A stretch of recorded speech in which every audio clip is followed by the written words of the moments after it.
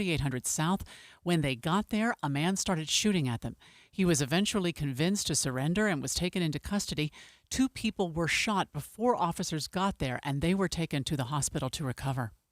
A man has been sentenced to 250 days in jail after hitting an officer with his car, and the judge told him he was lucky to be alive. The Utah County Major Crimes Task Force says they had a search warrant for Hugo Fernando Mora Ayala back in August, but he tried to drive off when they boxed him in, and he nearly hit a police sergeant.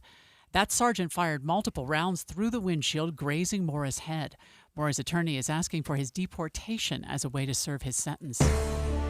Our top national story this hour from ABC News. President Trump says the U.S. is likely to be in control of Venezuela and its oil industry for at least a year. ABC News White House correspondent Karen Travers has the latest. President Trump today will meet with executives from major U.S. oil companies, including Chevron, Exxon, Halliburton, Shell, and ConocoPhillips. Secretary of State Marco Rubio, Energy Secretary Chris Wright, and Interior Secretary Doug Burgum will also join the meeting. President Trump told the New York Times this week that, quote, only time will tell how long the U.S. would maintain control and extract oil from Venezuela, indicating it would be indefinite. He said the U.S. would rebuild infrastructure there in a, quote, very profitable way. Karen Travers, ABC News, the White House. Your money at this moment, the Dow is up 100 points. Right now, we're at 49,371. Coming up, it's going to be cold and sunny today. KSL weather is next. KSL News Time, 9:02. A reminder about the simplest way to get updated for your day. Hit your KSL preset when you jump in the car, and we'll take care of the rest. Hear key news updates and traffic reports. Andy and Amanda from 5 to 9 in your car. KSL News Radio at 102.7 FM. If you're ready to buy a home or sell a home and you're worried about the current real estate market because of what you've heard from some of your friends or family, well, we're here to tell you that you really shouldn't be worried because now is a great time to buy and sell with our friends at the Stern Team, powered by Almada Real Estate. And here's why. Buyers have more options due to increased inventory, which gives them the power to negotiate for repairs, interest rate buy-downs, and closing cost assistance. While at the same time, sellers are still getting top dollar for their homes, with home values that are higher today than ever before. So whether you're looking to buy or sell, the current real estate market presents a win-win opportunity for both buyers and sellers. But you still do want to make sure that you're working with a team of real estate experts you can trust that can get you some great results. And that's our friends at the Stern Team, powered by Almada Real Estate. They have helped thousands of Salt Lake City homeowners, and they're ready to help you. To get started, just go to thesternteam.com. That's thesternteam.com, or Google The Stern Team. At National Geographic Society, we believe in the power of wonder. It drives us to explore, pushes us to see the world differently, moves us to action. And we believe that today, wonder is more essential than ever. Wow. That's why we're supporting a new generation of explorers to ask big questions, make breakthroughs, and bring the future closer. Wonder awaits. Will you join us? Visit natgeo.org/wonder. Hi. This is Christina Ricci with RAIN. Every 2 minutes, another American is sexually assaulted. If you or someone you know has been sexually assaulted, you are not alone. Help is just a call or click away through the National Sexual Assault Hotline. Please call 1-800-656-HOPE, that's HOPE, or visit RAIN.org, that's RAINN.org. Brought to you by RAIN and this station. Traffic and weather together, brought to you by UCCU. Transfer savings, earn more. UCCU, love where you bank. Back to Jason. We've got kind of an interesting situation. I'm going to call it 2 different accidents, and they're basically in the same spot. One of them is on the eastbound side, and the other one's on the westbound side of I-80 at about 2800 East. Now, the eastbound slowings are pretty serious at this point. There's not really any slowing on the westbound side. I would say it's part of the same accident, but there's a cement barrier dividing those two sides, so unless that car did a Superman act and went all the way over to the other side, it's got to be a completely different accident, but they're basically, like I said, in the same exact spot. We are still seeing this accident if you are on I-80 eastbound up near Jeremy Ranch headed to Park City. It's off to the right shoulder, not really causing delays, but just keep an eye out through that stretch. Use Superior Water and Air for all your HVAC and water treatment needs. Call 974-9090 or visit superiorwaterandair.com. Superior Water and Air, we got this. I'm Jason Jones in the KSL Traffic Center. Sunny and cold today. Highs around 35. More of the same for the weekend. No rain or snow in the forecast.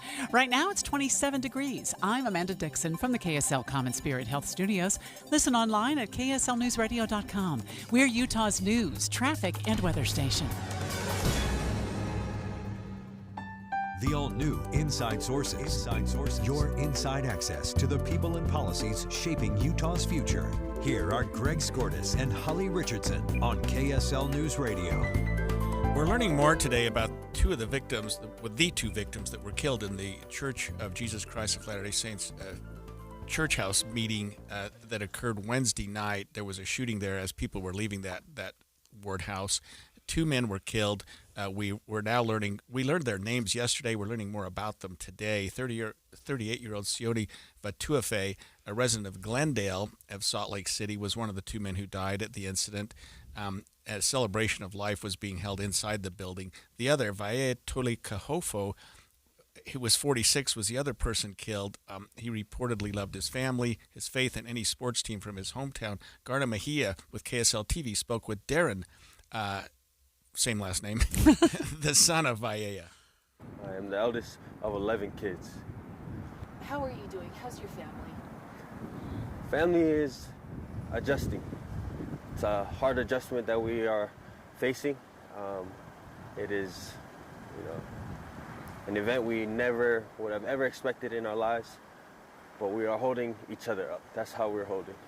We understand the plan of salvation, plan of happiness very much as well, and it's because of our father who is a God-fearing man, who has been taught by his parents that if we put God first, everything else will follow through. So to answer your question, we are hurt, but we're also happy because he is in a better place. He said at the outset, I'm the oldest of his 11 children. Well, look, I read this story first in the Salt Lake Tribune, thank you, but that he actually has 12 children, and the youngest is only 5 months old. In fact, this man was married to his first wife and had 2 children, and then she died in a car accident. And then he was able to remarry, and they had 10 additional kids. So I wonder if they have 11 siblings for the oldest.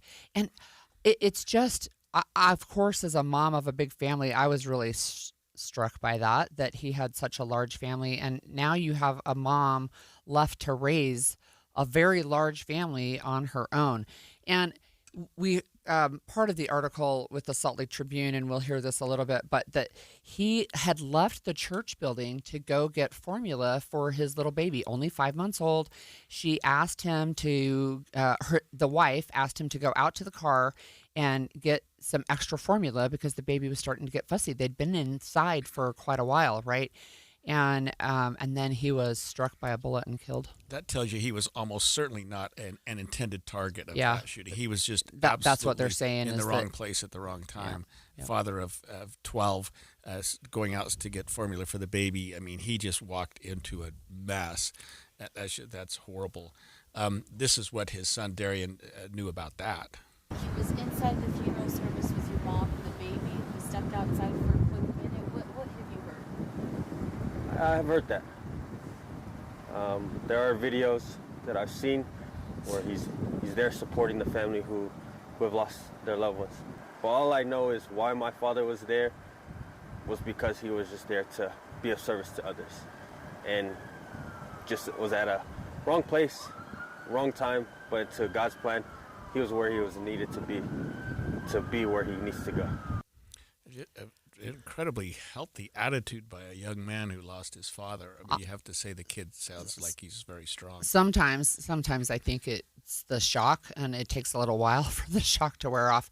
But look, we know from his family that he has a son on an LDS mission. We know, I think it must be this oldest that just recently got married, and then there's just all of these kids. Like, I'm looking at a family picture right now. There's a GoFundMe set up for them, for this family. And, you know, being at the wrong place and at the wrong time, this story really reminds me of the Alfa Alu shooting that we had, where he just, like, going about normal life in a place where you don't expect that you're going to be killed. Yeah, I mean, of all things, a funeral service at a Church of Jesus Christ of Latter-day Saints meeting house on a Wednesday night. I mean, it's not the kind of thing you expect to walk out into gunfire, but there were people outside there waiting for someone or something, and started opening fire, and 2 men were killed. This young man, the oldest son of one of the deceased, told Garna Mejia, KSL TV's Garna Mejia, that he's coping with the hope that they will actually see each other again. My dad would just tell everyone that he loves us. He would let us know that we're not alone. He didn't leave us here alone. He left us temporarily. That's what he would teach us. That's what he would tell me. He would tell me as the oldest to take care of the kids, to take care of the fort, and be able to guide our family as a whole to one day see him again. He would tell us what his dad has taught him, and just to be happy. We know this is sad, but I tell my siblings this now. We don't need to be sad all the time if Dad is the happiest he will ever be, forever. You know, anytime an event like this occurs, we focus so much on the investigation, on the law enforcement, on the suspects, when we get somebody in custody, on that person. But it's not often that we get the chance to actually look back and say, who was killed here? Because especially in a case like this, where he was not involved in, neither of these men that were killed were involved in any sort of criminal activity, were the targets of anything. They just happened to walk out into a gun storm. You could hear the emotion in his voice as he was talking about coping, right? And now, as the eldest son, I'm sure feels like he's got some responsibility to help raise the rest of the family. That it's just so heavy, right? Yeah, and 11 siblings he's got to help raise with mom. I mean, he's got his hands full for him. If he was the oldest, he would have been he would have already lost his mom too in a car accident a number of years ago. Right. We'll cover more about the other victim, Sione Batuve, the Glendale resident. He was a little bit younger. I think he was 38. Vai, the man whose son we just talked about, was 46. Both young men, prime of their life, probably both. At least we know Vai had 12 children. Sione probably had a family too. We don't know. He had one child, as I understand. Yeah. So I mean, just a tragedy when you learn more and more and more about the victims in a case like this, because they're often just forgotten once they're dead, because the investigation focuses on something else. So one of the things that's still interesting about this case is, as far as I know, there's no suspect or suspects who are yet in custody. Yeah, I had hoped that we'd have an update on that. And if there is no update, it means we don't have a suspect. But I would assume if Salt Lake City hooks somebody up, we're going to get a press release in about 30 seconds. So I think that investigation is still going. We heard yesterday kind of tangentially that maybe one or two of the victims that were in the hospital that were taken there by others may have been part of the shooter's car, part of the defendant's car or cars. There were certainly, sounds like several vehicles involved, that they were less than cooperative according to the law enforcement. Yeah, Police Chief Brian Rudd said that yesterday at his press conference. Change.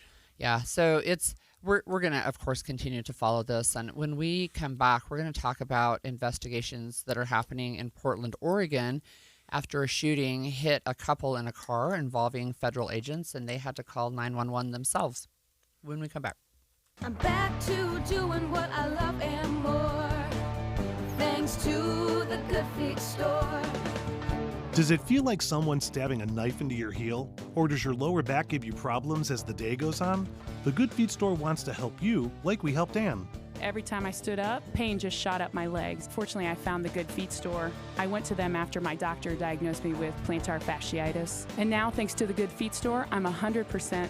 Wouldn't it be nice to get back to doing what you love, like Patrick did? I was in constant pain. Somehow my fiance and I found our way into the Good Feet store. Put my foot on the arch support system. I put them in my shoes, my back, my knees, my ankles. Thank you. Thank you, everybody at the Good Feet store. You gave me my active life back. Learn more or schedule an appointment at goodfeet.com and come in and get your free personalized fitting at the Good Feet store. We have locations in Farmington, Riverton, and Sandy. Thanks to the Good Feet store. Women go through many changes in their lives. And we believe each milestone matters. That every new candle represents another step in your story. Our healthcare experts support women at every stage of life. Because each chapter deserves to be celebrated. Women's health. Nurture what's next. Find care near you at mountain.commonspirit.org. Common Spirit Health. Human kindness lives here. A 15-year-old girl who chewed through a rope to escape a serial killer. I used my front teeth to saw on the rope in my mouth.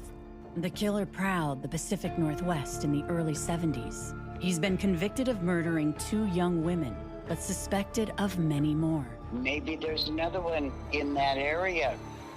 Follow and binge all episodes of Stolen Voices of Dole Valley, available now wherever you listen. This is a special alert to all Americans who own a vehicle with less than 200,000 miles with an auto warranty about to expire or with no warranty coverage at all. Due to a decline in the economy, CarShield is announcing a low-cost month-to-month vehicle protection plan that is now available to the public to save any driver out-of-pocket expenses on future auto repairs. Call now to find out how you can pay almost nothing for covered auto repairs. Yes, you heard that correctly. Pay almost nothing for covered auto repairs. An open phone line has been established for all drivers to call for a free quick quote. Call 800-292-4541 now. Drivers who are covered will not have to pay for covered repairs again. This protection plan is at an all-time low. Additionally, drivers who activate this vehicle protection today will also receive free roadside assistance, free towing, and car rental options at no additional cost. Call us for your free quick quote today. 800-292-4541. That's 800-292-4541. What do you have to lose? Call 800-292-4541. Again, 800-292-4541. Hi, I'm Joe Cordell of Cordell & Cordell, America's largest family law firm.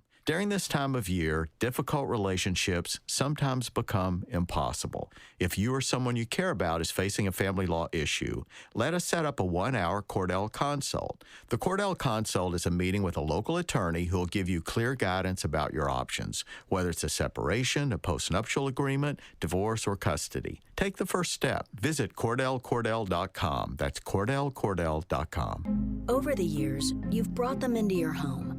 You were prescribed opioids after the C-section, when Dad injured his back, when your basketball star tore his ACL. Opioids helped with the pain, and you held on to them just in case. But did you know holding on to unused opioids puts your family at risk? Opioids are powerful pain-reducing prescription medicines, but most people who are prescribed opioids don't finish their prescriptions. So millions of unused opioids are sitting in homes across the country. And tragically, more than 100 Americans die every day from overdoses involving opioids. What can you do to protect your family? Remove the risk of unused opioids from your home. Pills, patches, or syrups in drawers, purses, and cabinets, anywhere they might be hiding. To find out how to dispose of them properly, visit www.fda.gov/drug disposal. Most of us like to be out in the sun. That's why sunscreen and other safety measures are key to protecting your skin from aging and cancer. The FDA recommends using a sunscreen with a sun protection factor, or SPF, of 15 or higher. Also, look for broad spectrum on the label. That means both harmful ultraviolet A and B rays are blocked. UVA rays age the skin, UVB rays burn, and both cause cancer. But the perfect sunscreen doesn't count if you use it wrong. Don't need sunscreen on a cloudy day? Wrong. 80% of UV rays still get through the haze. Only use sunscreen at the beach? Nope. Anytime you're outside, UV rays attack the skin, so you need protection. And you have to reapply sunscreen every 2 hours. Remember, SPF plus broad spectrum equal healthy fun in the sun. Visit www.fda.gov/sunscreen for more information. A message from the U.S. Food and Drug Administration. And expanded Inside Sources. Inside Sources. Investigations are underway today in Portland, Oregon, of all places, after a shooting involving federal agents yesterday. We spoke yesterday at length about the ICE shooting in Minneapolis, which had occurred Wednesday afternoon. That was a shooting that occurred when ICE agents confronted a woman driving her sport utility vehicle. We've looked at that video of that over and over and over, kind of trying to decide what was going on there, why they did that, why she was shot. She was shot and killed just after our show ended yesterday, a couple of hours. Another ICE shooting involving a vehicle occurred in Portland, Oregon. We're told, Holly, that the victims in that case have survived, but we're learning more and more about that situation. Yeah, that's right. And it's another story where we have at least somewhat conflicting reports. But in any case, what we do know about this case up in Oregon is that it was a married couple from Venezuela originally. The woman ended up being shot in the chest. The man has 2 gunshot wounds, at least one to the arm. And the Department of Homeland Security says agents with Customs and Border Protection pulled over a truck. DHS says the driver, quote, weaponized his vehicle and attempted to run over law enforcement agents. And we have more from ABC's Hannah Buta. A witness says an officer pounded on the window of the truck. The driver backed up and moved forward several times, crashing into a car, and officers fired about 5 shots as the truck sped away. Portland police say they learned of the shooting after one of the people shot called 911 about 40 blocks away. Police are en route. It looks like caller saying that he was shot twice by ICE and his wife was shot as well. The Department of Homeland Security and Customs have both indicated that they believe that the 2 people in this case were affiliated with Tren de Aragua gang, and that they had, quote, weaponized the vehicle, as you said a minute ago, in an attempt to run over the agents. It's similar, it kind of eerily similar to what happened just 24 hours earlier. In Minneapolis, where agents are confronted with an individual. The individual's in a car. The car is sort of pointed or at least directed toward the agents. What do you do in that case? We'll talk a little bit more about defense and what officers are allowed to do. But certainly if an officer feels like his or her safety or the safety of others is in jeopardy, they are allowed under the law to use deadly force, which can include firing at the driver if they think they're going to stop a vehicle from hurting someone. Well, we know up in Portland, we know in Minneapolis for sure there have been a lot of protests. There were protests here locally as well.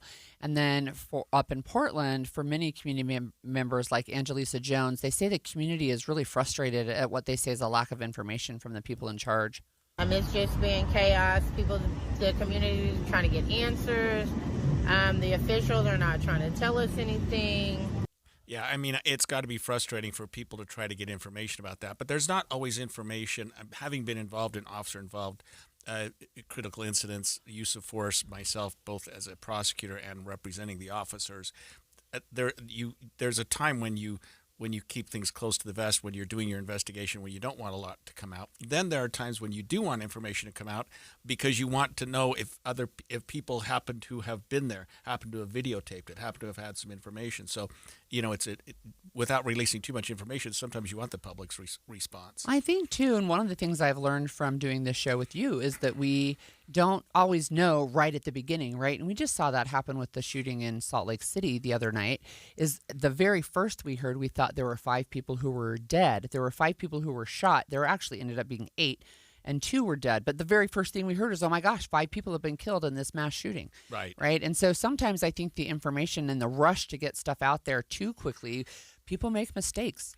Yeah, Oregon's governor and Portland's mayor, this is eerily similar to what we heard yesterday from the Minneapolis and the Minnesota authorities, are calling for federal agents to halt operations. Here's the governor, Tina Kotek. My message to the federal government is this: we demand transparency. We demand your cooperation with Portland Police and the Multnomah County DA, because we need to investigate this incident efficiently and effectively so we can rebuild trust with our nation's government. And I think one of the things, too, that we're seeing, in fact, I told you before we started the show, my husband and I did a little Boy Scout thing about citizenship in the nation last night, and I was talking to them about the Constitution and the Bill of Rights, and we talked about states' rights, right? And I think one of the things we're seeing now is we're having more and more state officials saying, hey, you can't just come in as the federal government and take over our state, right? We can't take over our investigations. We want transparency. So Oregon State Senator Casey Jama was even more pointed. We do not need you. You're not welcome, and you need to get the hell out of our community. Talking to customs agents and DHS agents, what he's saying is, we don't need you here. Wait, it's just deja vu, because we heard so much of the same rhetoric the day before in Minneapolis, much more vocal. But local authorities are angry. Yeah. They're not happy that federal authorities are coming in. We're going to talk later about the sort of the juxtaposition between federal and state investigations and to what extent they need to coordinate or maybe not coordinate. But this is another one that's going to be investigated thoroughly. I think you said earlier that the two victims in this case were not killed. I mean, the one was shot in the chest. Right, exactly. So the latest information that I could find online said that they were both transported to the hospital, but that there wasn't a clear update yet on their condition. I only asked that because in my own personal involvement with officer-involved shootings, it's a matter of whether you're investigating a homicide by a police officer or a aggravated assault or shooting like that. So the nature of the crime is a little bit different, and you often take your time doing the investigation when one of the victims is seriously injured because they may pass away, and then the investigation shifts gears a little bit to a homicide investigation. Look, one of the things that's interesting about this too is I mentioned there are protests all over the country, but there were protests in Portland outside an ICE facility. Hundreds of people gathered there to protest the death of Renee Good, who was the U.S. citizen shot and killed in Minneapolis.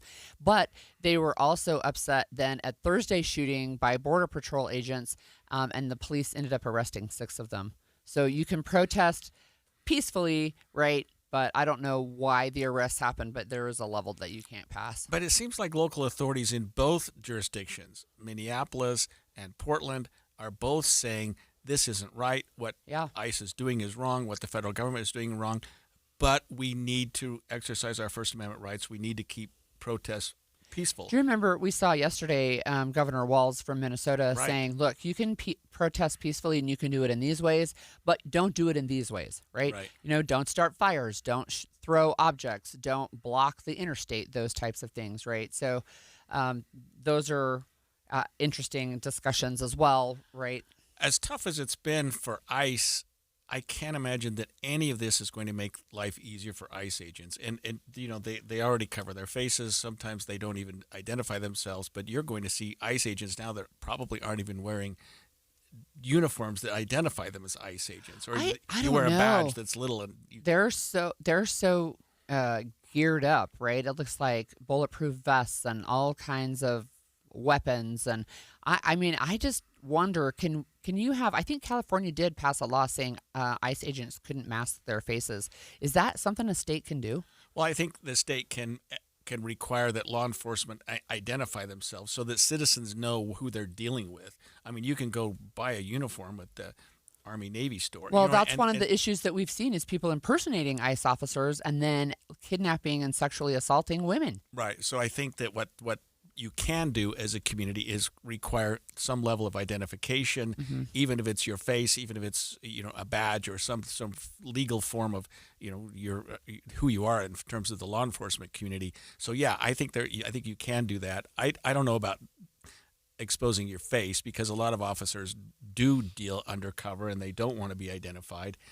I don't know that ICE agents are really different though, undercover. Isn't it? No, I agree. As soon as I said that, I thought, well, That's not really right. They're not really working undercover. No, they're not. They're openly, at least they're supposed to identify themselves, as I understand it, but they're not identifying by name. Right. But I'm just watching the TV right now, what was happening in Portland yesterday, and it appears that almost all of the ICE agents and others were not, that they do have masks on, at least some sort of a face guard. Yeah. And when we come back after the break, we are going to follow up with what happened in Minnesota the day before, that investigation, and a little bit of a dispute as to who's in charge, the federal authorities or the state authorities. We'll talk about that when we come back. 9:30 at KSL News Radio. I'm Amanda Dixon. Our top story this hour, a woman is dead after stopping to help someone who crashed in Weber Canyon. Utah Highway Patrol says she tried crossing the barrier, but they were on a bridge. She fell and died. The people in that original crash on I-84 were not harmed. A Tongan community advocate remembers one of the victims in the shooting as a man turning his life around. Susie Felch Malahifa'o says 38-year-old Sione Vatuvei spent some time in prison before changing and finding his voice through poetry. Just breaks my heart. He was a young man that was on the right path. His family has released a statement calling Vatuvei a gentle giant, saying he loved his wife and family and was a positive influence to everyone in his circle. The U.S. added 50,000 jobs last month. It is a sign of a growing labor market. Zions Bank senior economist Robert Spenlove joined us this morning. He says it's consistent with what we've been seeing. Really, for the past 9 months, we've seen a lot of weakness in the labor market, where we've seen some expansion, some contractions. One of the little bit surprises that was revised employment for October and November was much weaker than we initially thought. We dropped 173,000 jobs in October. So it's good to see kind of this revision up in November and December, but we still have kind of this low hire, low fire labor force. Spenlove says the numbers are a reaction to the Trump administration's tariffs and employers wanting to grow, but finding it hard to justify it. Your money at this moment, the Dow right now up 185, that's 0.4%. We're at 49,451. Coming up, sunny and cold today. KSL weather is next. KSL News Time, 9:32. The sources where we get our news matters. When you listen to Utah's Morning News, we want you to feel the stories are important to you and trustworthy. This is Amanda Dixon. And I'm Andy Farnsworth. Join us weekday mornings on KSL News Radio. When you're making resolutions for the new year, have you ever thought of making a resolution to get a new metabolism? So that your body is burning fat more naturally? I used to have a terrible metabolism because I didn't know what to eat or when to eat it until I did Soda weight loss. I let go of 37 pounds, and now my metabolism works for me. I let go of 70 pounds in 5 months, and it was so nice because once that metabolism changes, the things that affected you more regularly don't affect you anymore. And those are the things that I learned from my nutritionist as I was going along and even afterward. It's so helpful. They taught me how to be successful for life. You can call and speak to a nutritionist at Soda Weight Loss today at 866-800-SODA, S-O-T-A. That's 866-800-SODA. Or you can go to sodaweightloss.com and see the hundreds of before and after pictures. And right now is the best time to do it because if you join now, your partner joins for free, so you get 2 transformations for the price of 1. It's 866-800-SODA. Because soda is, say it with me, Amanda, state of the art. If you're one of the millions of Americans behind on your taxes, if you're afraid to open your mail because IRS collection letters could be coming, listen carefully. The IRS is cracking down, taking paychecks, freezing bank accounts, revoking passports. That's a fact. But here's what most people don't know. There are official tax relief programs designed to help struggling taxpayers. Programs that could save you thousands if you qualify. No one knows these programs better than the experts at Optima Tax Relief. Optima's award-winning team will fight to protect your paycheck, your passport, and your property. Their tax attorneys and licensed tax professionals will work tirelessly to get you the best deal possible with the IRS. Every day, penalties and interest keep piling up, so don't wait. Call Optima now for a free consultation. Call 800-343-6460. 800-343-6460. 800-343-6460. Optima Tax Relief. Some restrictions apply. For complete details, please visit OptimaTaxRelief.com.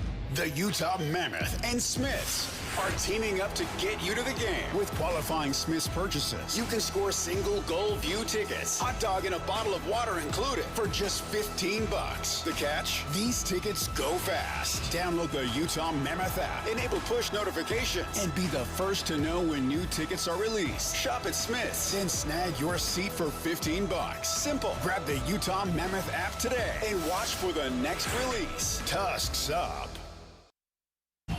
Traffic and weather together, brought to you by UCCU. Supercharge your savings at uccu.com. And here's Jason Jones. So we have two separate accidents. Both of them are on I-80. One of them's eastbound and one of them's westbound, and they're at the same place. 2800 East is the spot. The right lane is blocked if you were eastbound. The right lane was blocked if you were westbound, but they've reopened that right lane now. But the accident's still there off to the shoulder.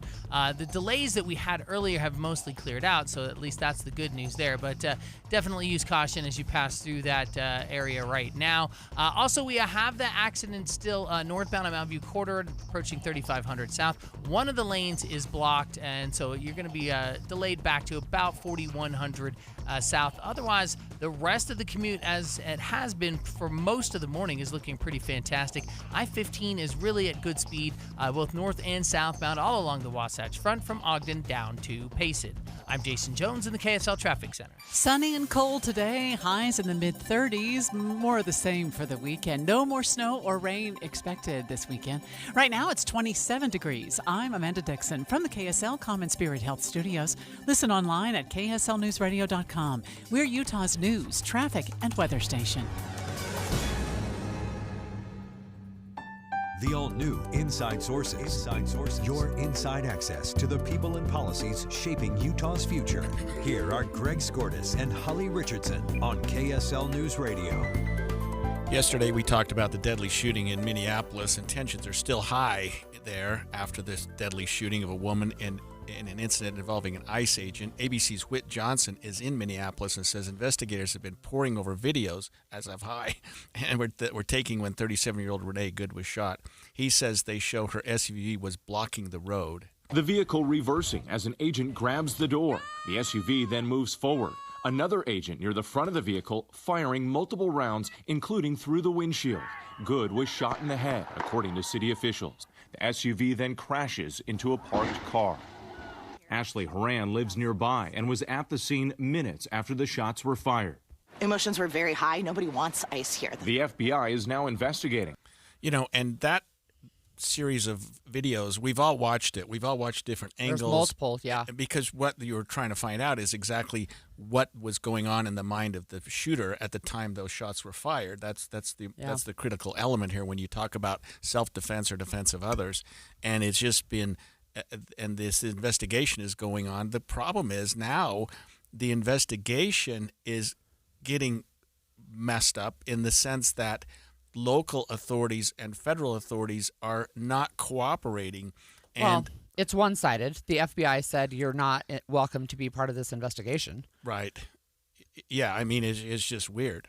The FBI is now investigating, but Minnesota law enforcement officials say the U.S. Attorney's Office has blocked them from the case and is withholding access to evidence. The governor saying he doubted an investigation by the DOJ would yield a fair outcome. That was ABC's Whit Johnson in Minneapolis. I think one of the things that is just so different, and I've got a question for you from a legal perspective. So we had the Charlie Kirk shooting in Utah, made international news, of course, and we had local law enforcement working with the FBI, right? And so here is a situation where the FBI says you literally cannot have access to evidence that we have. You know, when I was at the DA's office in the 80s and 90s, I was assigned to investigate officer-involved shootings. And since I left the district attorney's office, I work with law enforcement groups, and now I work representing officers involved in officer-involved shootings. So I've seen it from both sides. I have never, Holly, and I've probably investigated or been involved in the investigation of over 100 officer-involved use of force. I have never seen a situation where federal and state authorities do not cooperate with each other. In fact, it's in everybody's best interest. And if you look at this case in particular, you see what happened and you see the investigation going on. There's police there, there are federal agents there.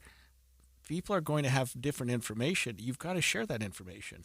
So one of the things that is interesting to me, and I have a question about, is Vice President J.D. Vance said that this officer that was involved has, and he said these words, complete immunity for his actions. Is that something that applies? I mean, that's one of the things that apparently is part of the recruiting pitch for ICE agents, is that you have immunity for your actions. I don't see how that's possible. So there is something that we call a governmental immunity, which provides that law enforcement officers have some level of immunity and protection in their conduct. Okay. But it's really qualified immunity that we're talking about, which is to say government employees, law enforcement, cannot be sued civilly for their conduct. They have immunity from civil lawsuits. In other words, this officer may have shield if the family of the victim wants to sue him.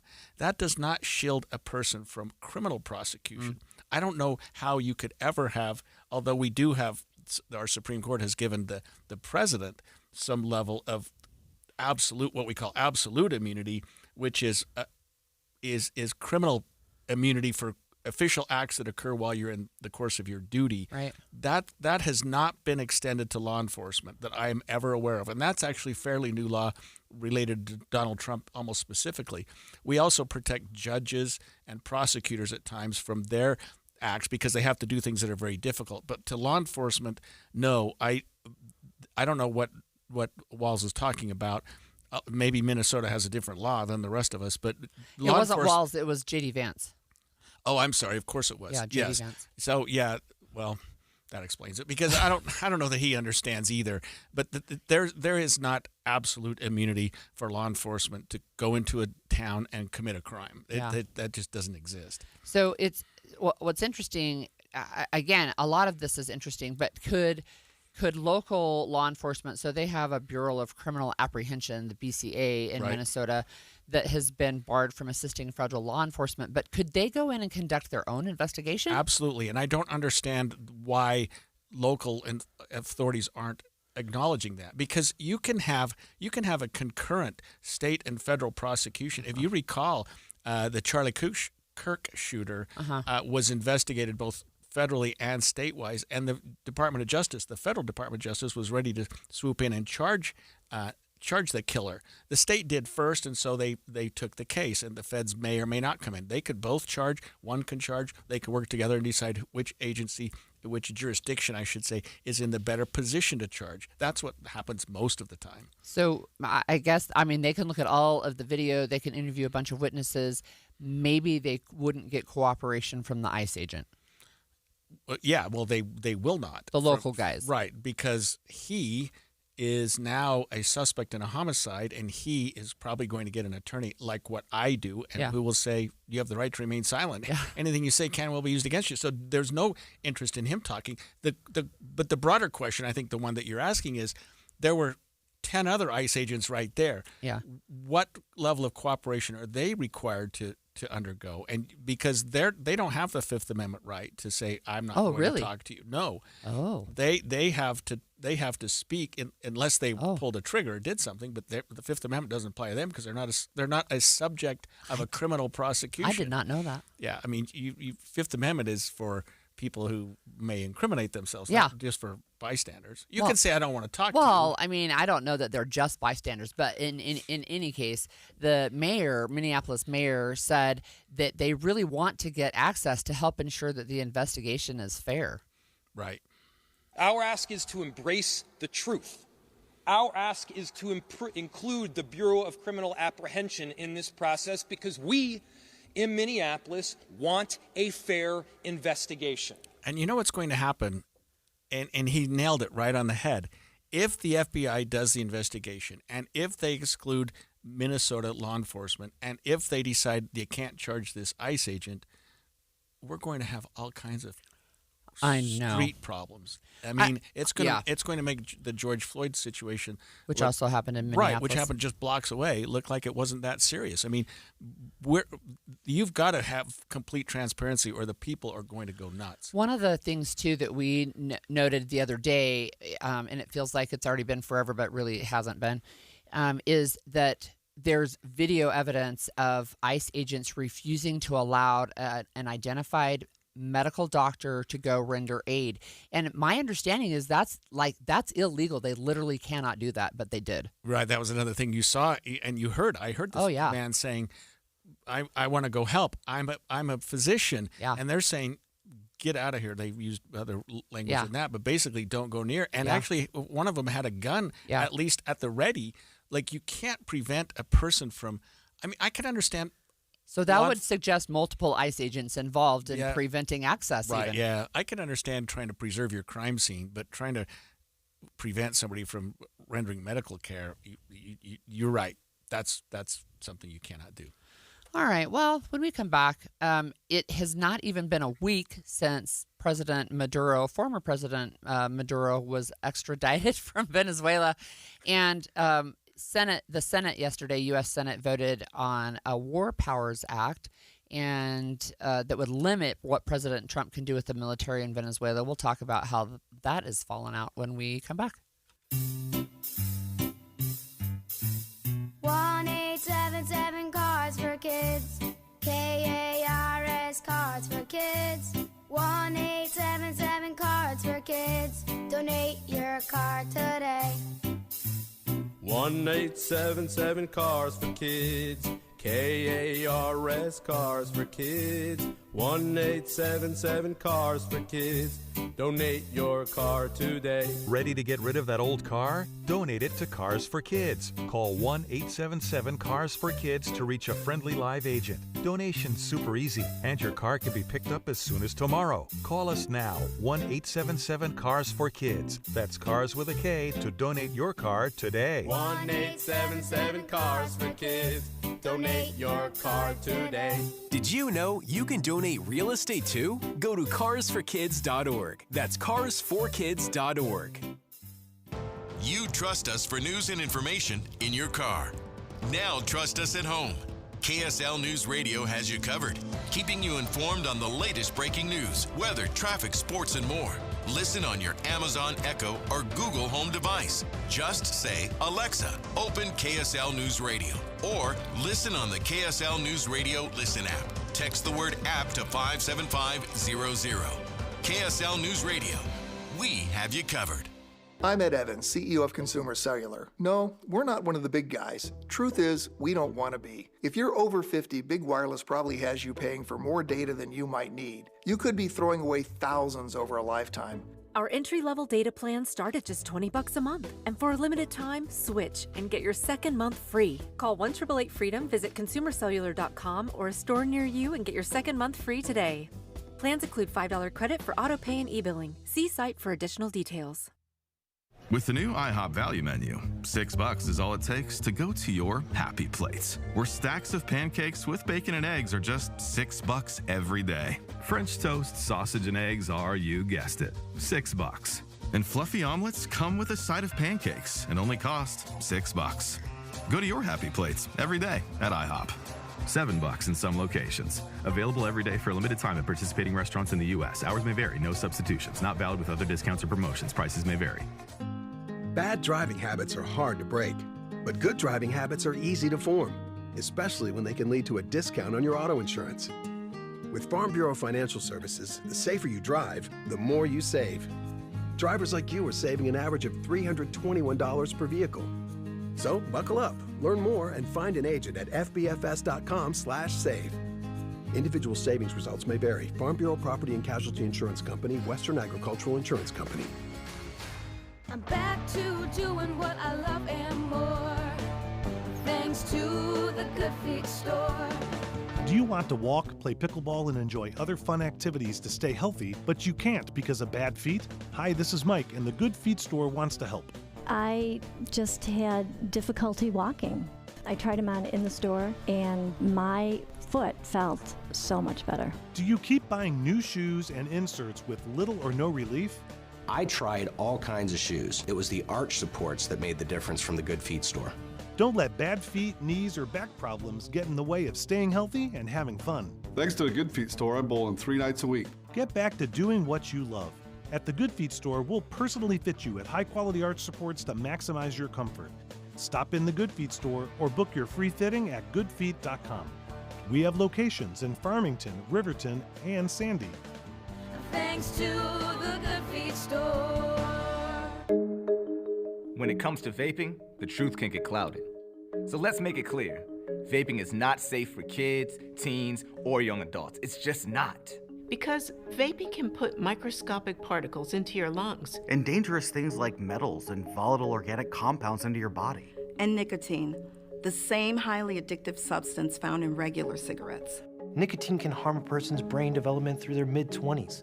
Affecting learning, memory, attention, and impulse control, and priming the brain for other addictions. Vaping products also come in kid-friendly flavors that can make them appealing to youth. And many kids also use other drugs, like marijuana, in vaping devices. With appealing flavors, high nicotine levels, and lots of promotion on social media, many kids think vaping is harmless, but it's not. So talk to your kids about the risks of vaping, because when you talk, they hear you. For more information, visit underagedrinking.samhsa.gov. Inside Sources. In response to what the administration did in Venezuela a week or two ago, the Senate... It was not even a week. I have to correct. It seems like it was feels forever. like forever. It was last Saturday. Oh, good heavens. Not even a week ago. There's so much going on now. Anyway, much. The Senate has passed a key vote to limit, at least try to put limits on what the president can do. Here's ABC's Christiana Cadero in Washington, D.C. Small group of Senate Republicans joined Democrats yesterday advancing a war powers resolution aimed at blocking President Trump from using military force in Venezuela unless authorized by Congress. The legislation, if ultimately approved, would still need to pass the House and would likely face a veto from the president. It would likely get through the House, I would believe, because if you have a number of Senate Republicans joining the Democrats, but yeah, the president's not going to allow that. There were 4 Senate Republicans, so it ended up passing 52-47, and you can imagine that the president was not very happy with this. And in fact, the vice president said the War Powers Act was, quote, fundamentally fake and unconstitutional, which I think is really interesting because how can it be fake when it was passed by the legislative body? But the law actually passed in 1973.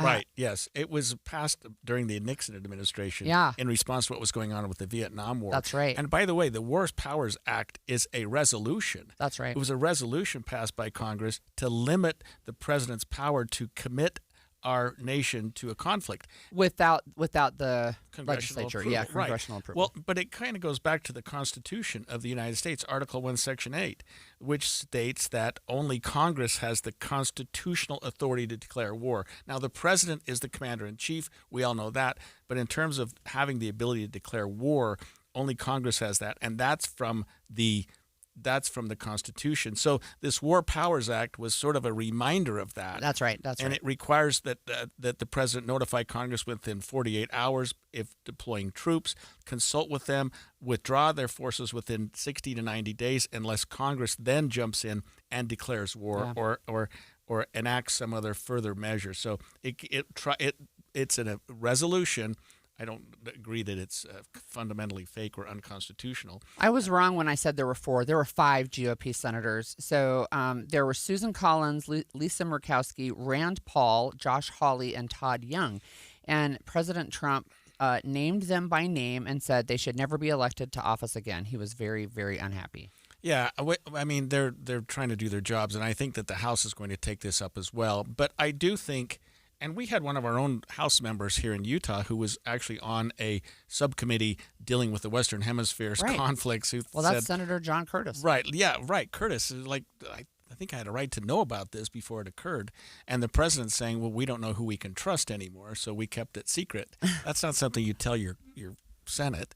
Well, this is... one of the things that passed yesterday in the U.S. Senate, one of the things that passed in the U.S. House, actually, was an extension for the ACA healthcare subsidies, the ones that were put in place during the pandemic. So that actually passed. We talked about the discharge petition that was actually signed in December with 218, and then they had a procedural vote Wednesday night, and another 5 Republicans jumped on board, and then it passed the House yesterday. So basically what this is saying is the House has now voted to extend those subsidies. But the process of the bill, it has to go to the Senate. It's not expected to survive over in the Senate side. But people feel like this will really be a point of being able to open a dialogue. So some stuff happened in the Congress yesterday. But to say that it doesn't have much hope in the Senate, it kind of goes back to where we started this conversation, which was the Senate and a group of Republicans joining Democrats in advancing this war powers resolution. So there is some bipartisan support. Now, I know we're talking about 2 completely separate issues, but there is some bipartisan support from the Senate to block the president's war powers, and from the House to try to rein in or try to increase the subsidies to the Affordable Care Act. It is interesting because that one, President Trump has said, well, look, we've got to do something with some kind of Republican solution. And so if this is one, I don't think he has as much heartburn about this one for sure than he does over the War Powers Act.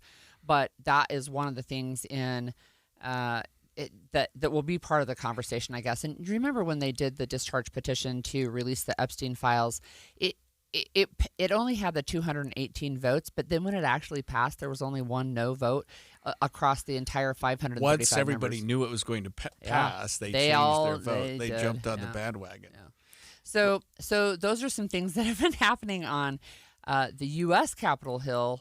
There's again, some additional stuff I think that they're going to be talking about. Venezuela for sure is one. And I think people have been pretty clear about saying, look, we're really concerned about ongoing action happening in that country. I think the War Powers Act resolution, the one that they voted on, even though Utah's senators didn't vote for it, at least one, Senator Curtis, has expressed concern about nation building, basically taking over another country and saying we're going to run it. I was interested to hear a group of reporters from the New York Times who had spent a couple of hours with the president, graciously on his part, and talked about some of these issues, because one of the things that came up was exactly what we're talking about here, which is to what extent can Congress limit the president's power? And should Congress limit the president's power? And they asked the president directly, what's the limit on your power? What do you recognize as a limit on your power? And what he said was, my morality. What I think is, I want to do what's right and fair, but it's. He literally said he doesn't need international law, and that is his only it's only his own morality, as you said, and his mind, his brain, that puts any kind of limit on global power. Yeah. So I mean, even this War Powers resolution may be for naught, because the president is seemingly claiming that he can ignore those things under his executive orders, and in some respect he can, and say, well, I don't need Senate approval, I don't need congressional approval, I can do what I need to do, and we'll sort it out later. He said he said that it would depend on what your definition of international law was. There are some additional comments. It was a pretty wide-ranging interview, but one of the things that's happening is a disruption in the international order that was created after World War II. So I think that's a fair thing to say. Europe is looking at it that way. European leaders. I know that Greenland is looking at kind of some real upheaval here. I think Greenland would be pretty interested in continuing to allow a military presence. We already have a base there. We used to have 4, and now we're down to 1. I think that's something that has precedent, right? But this whole idea that we might use military boots on the ground to take over another country, that has really caused some real concern. Yeah, and I think Congress would say, wait a minute, that's not something you should be doing, Mr. President. And a lot of congressional and Senate representatives have said, we don't want Greenland. That's something we don't want to do. So there's going to be a huge, in my opinion, constitutional sort of internal battle if the U.S. decides to invade or do anything to Greenland, because there is so much support for that not occurring even with the Republicans in the House. I saw yesterday, so we know there's only about 50,000 people who live in Greenland, and I saw yesterday a story that said somebody in the administration's floating the idea of paying each Greenlander $100,000, and that then they could just buy the country, right? And it's like, well, first of all, where's that money going to come from? Right. Well, and second, how do those people have the right to sell it? I mean, know. If you're a citizen of a country. I know, right? Imagine if you came to Americans and say, hey, if we pay you, can we own your country? Well, and the president was asked about that, specifically Greenland, and he said, well, they give you complete access. You have a base there. Nobody's limited to anything. And he said, owning is better than renting. Oh, my goodness. So yep. That's what he wants to do. As a real estate mogul, he would say that. Yeah, right. That's his background. Shifting gears, when we come back, last night was the last night to file for some of our local and state offices, and we're going to talk about some of the races that really caught our attention when we come back. So much fun.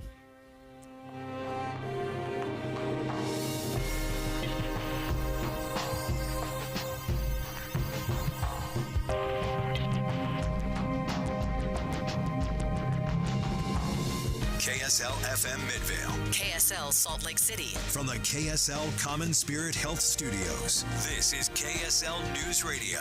Utah's news, traffic, and weather station. 10 o'clock at KSL News Radio. I'm Amanda Dixon. Our top story this hour. We are working to get updates from Weber County officials and the South Ogden Police Department after officers responded to reports of shots fired overnight. When the officers arrived, they found 2 people injured from gunshot wounds, and then a man started shooting at them. There was a standoff for a time. That eventually ended with the suspect being arrested. No officers were injured. The Maverick Center is set to get some upgrades before the 2034 Winter Olympic Games. KSL News Radio's Alexandria Bonilla reports. West Valley City Mayor Karen Lang says they haven't made official decisions on what the venue will look like, but there are some much-needed changes. That includes changes to the parking lot and security. Lang tells the Deseret News the security needs to be modernized, something pretty normal for a venue over 25 years old.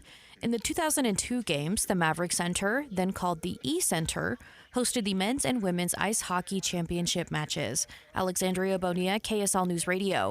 Our top national story this hour, officials from Denmark and Greenland have been spending time in Washington, D.C., urging the Trump administration to walk back any calls for a takeover of the strategic Arctic island.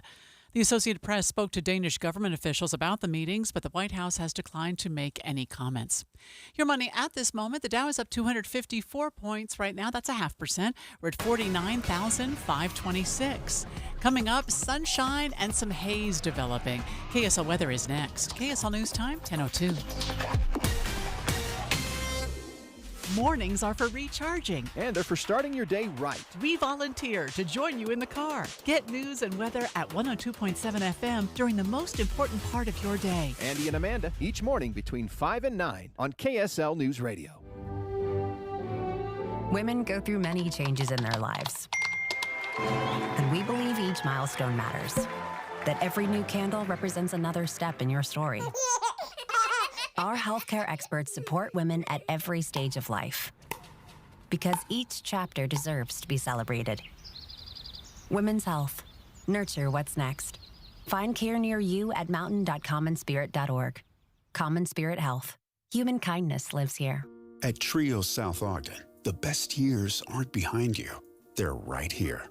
Discover independent living services that embrace aging as an opportunity to lean in, not step back. To pursue passions, not retire from purpose. Here, life is bright, colorful, and unapologetically fun. Because aging doesn't mean changing who you are. It means having more time to be exactly who you are. Schedule your tour today at triosouthodden.com.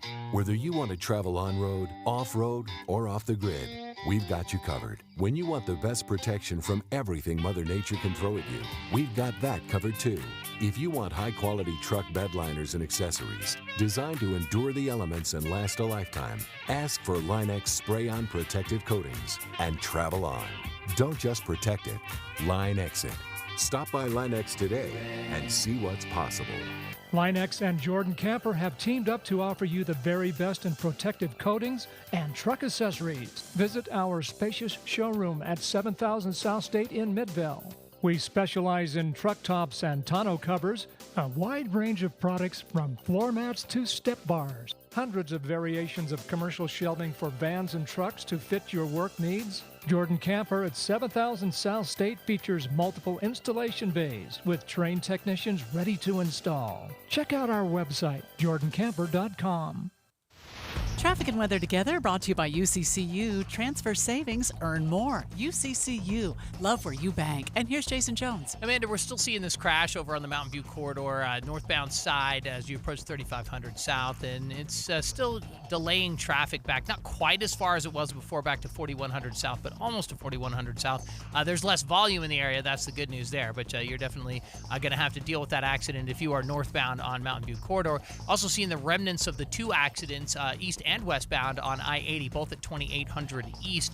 One of them's got a tow truck on scene. The eastbound one has a tow truck on scene now. The westbound one hopefully will be getting cleared out here in a few minutes as well. Neither one of them are currently causing delays, although now we have a front loader on scene of the one eastbound, probably going to have to try and fix a barrier that got run into there. Everything else, though, seems to be moving pretty well for the rest of your morning commute. The Good Feet store, supporting you with comfort no matter what the day brings. Find the location nearest you at goodfeet.com. I'm Jason Jones in the KSL Traffic Center. The winter storm is gone and a high-pressure system is now setting up over the state. That means we'll see sunshine this weekend, but haze will also start to build. Today's high 35. Right now it's 28 degrees. I'm Amanda Dixon from the KSL Common Spirit Health Studios. Listen online at kslnewsradio.com. We're Utah's news, traffic, and weather station. The all-new Inside Sources. Your inside access to the people and policies shaping Utah's future. Here are Greg Skordas and Holly Richardson on KSL News Radio. You know, people who are considering running for state and local offices had to file by last night to run. Now, that doesn't apply to federal offices because... The congressional offices, because of the redistricting battle that we're in. Because we don't know what... We'll talk about that next. We'll talk about that later. But so the local offices, we were following this closely because when the filing period opened, which I think was like Tuesday or something. It was Friday, January 2nd, actually. So isn't that crazy? Oh, it was right after the New Year. It's been a week. That's right. So we're kind of watching these people because they're incumbents, and you sort of wonder, are they going to file? Are they not? A lot tipped their hat before. We knew that they weren't going to run. But there are some surprises. And to me, and I'll break these down a little bit, our own Senate president has a challenger. The Senate president has multiple challengers, so does Speaker of the House, actually.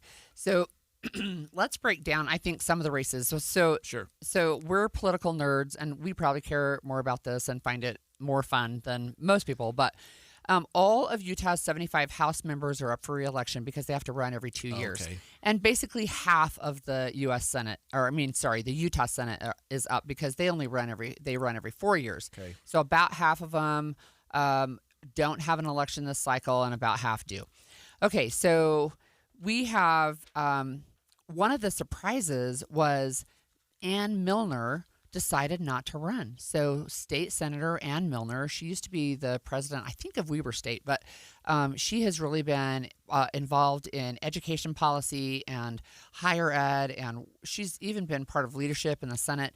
She's not running again. And she did not make that announcement. She just didn't file. She's from my area, right? Weber County? Yeah, she's up there. And so what that set up then is like who filed for that seat.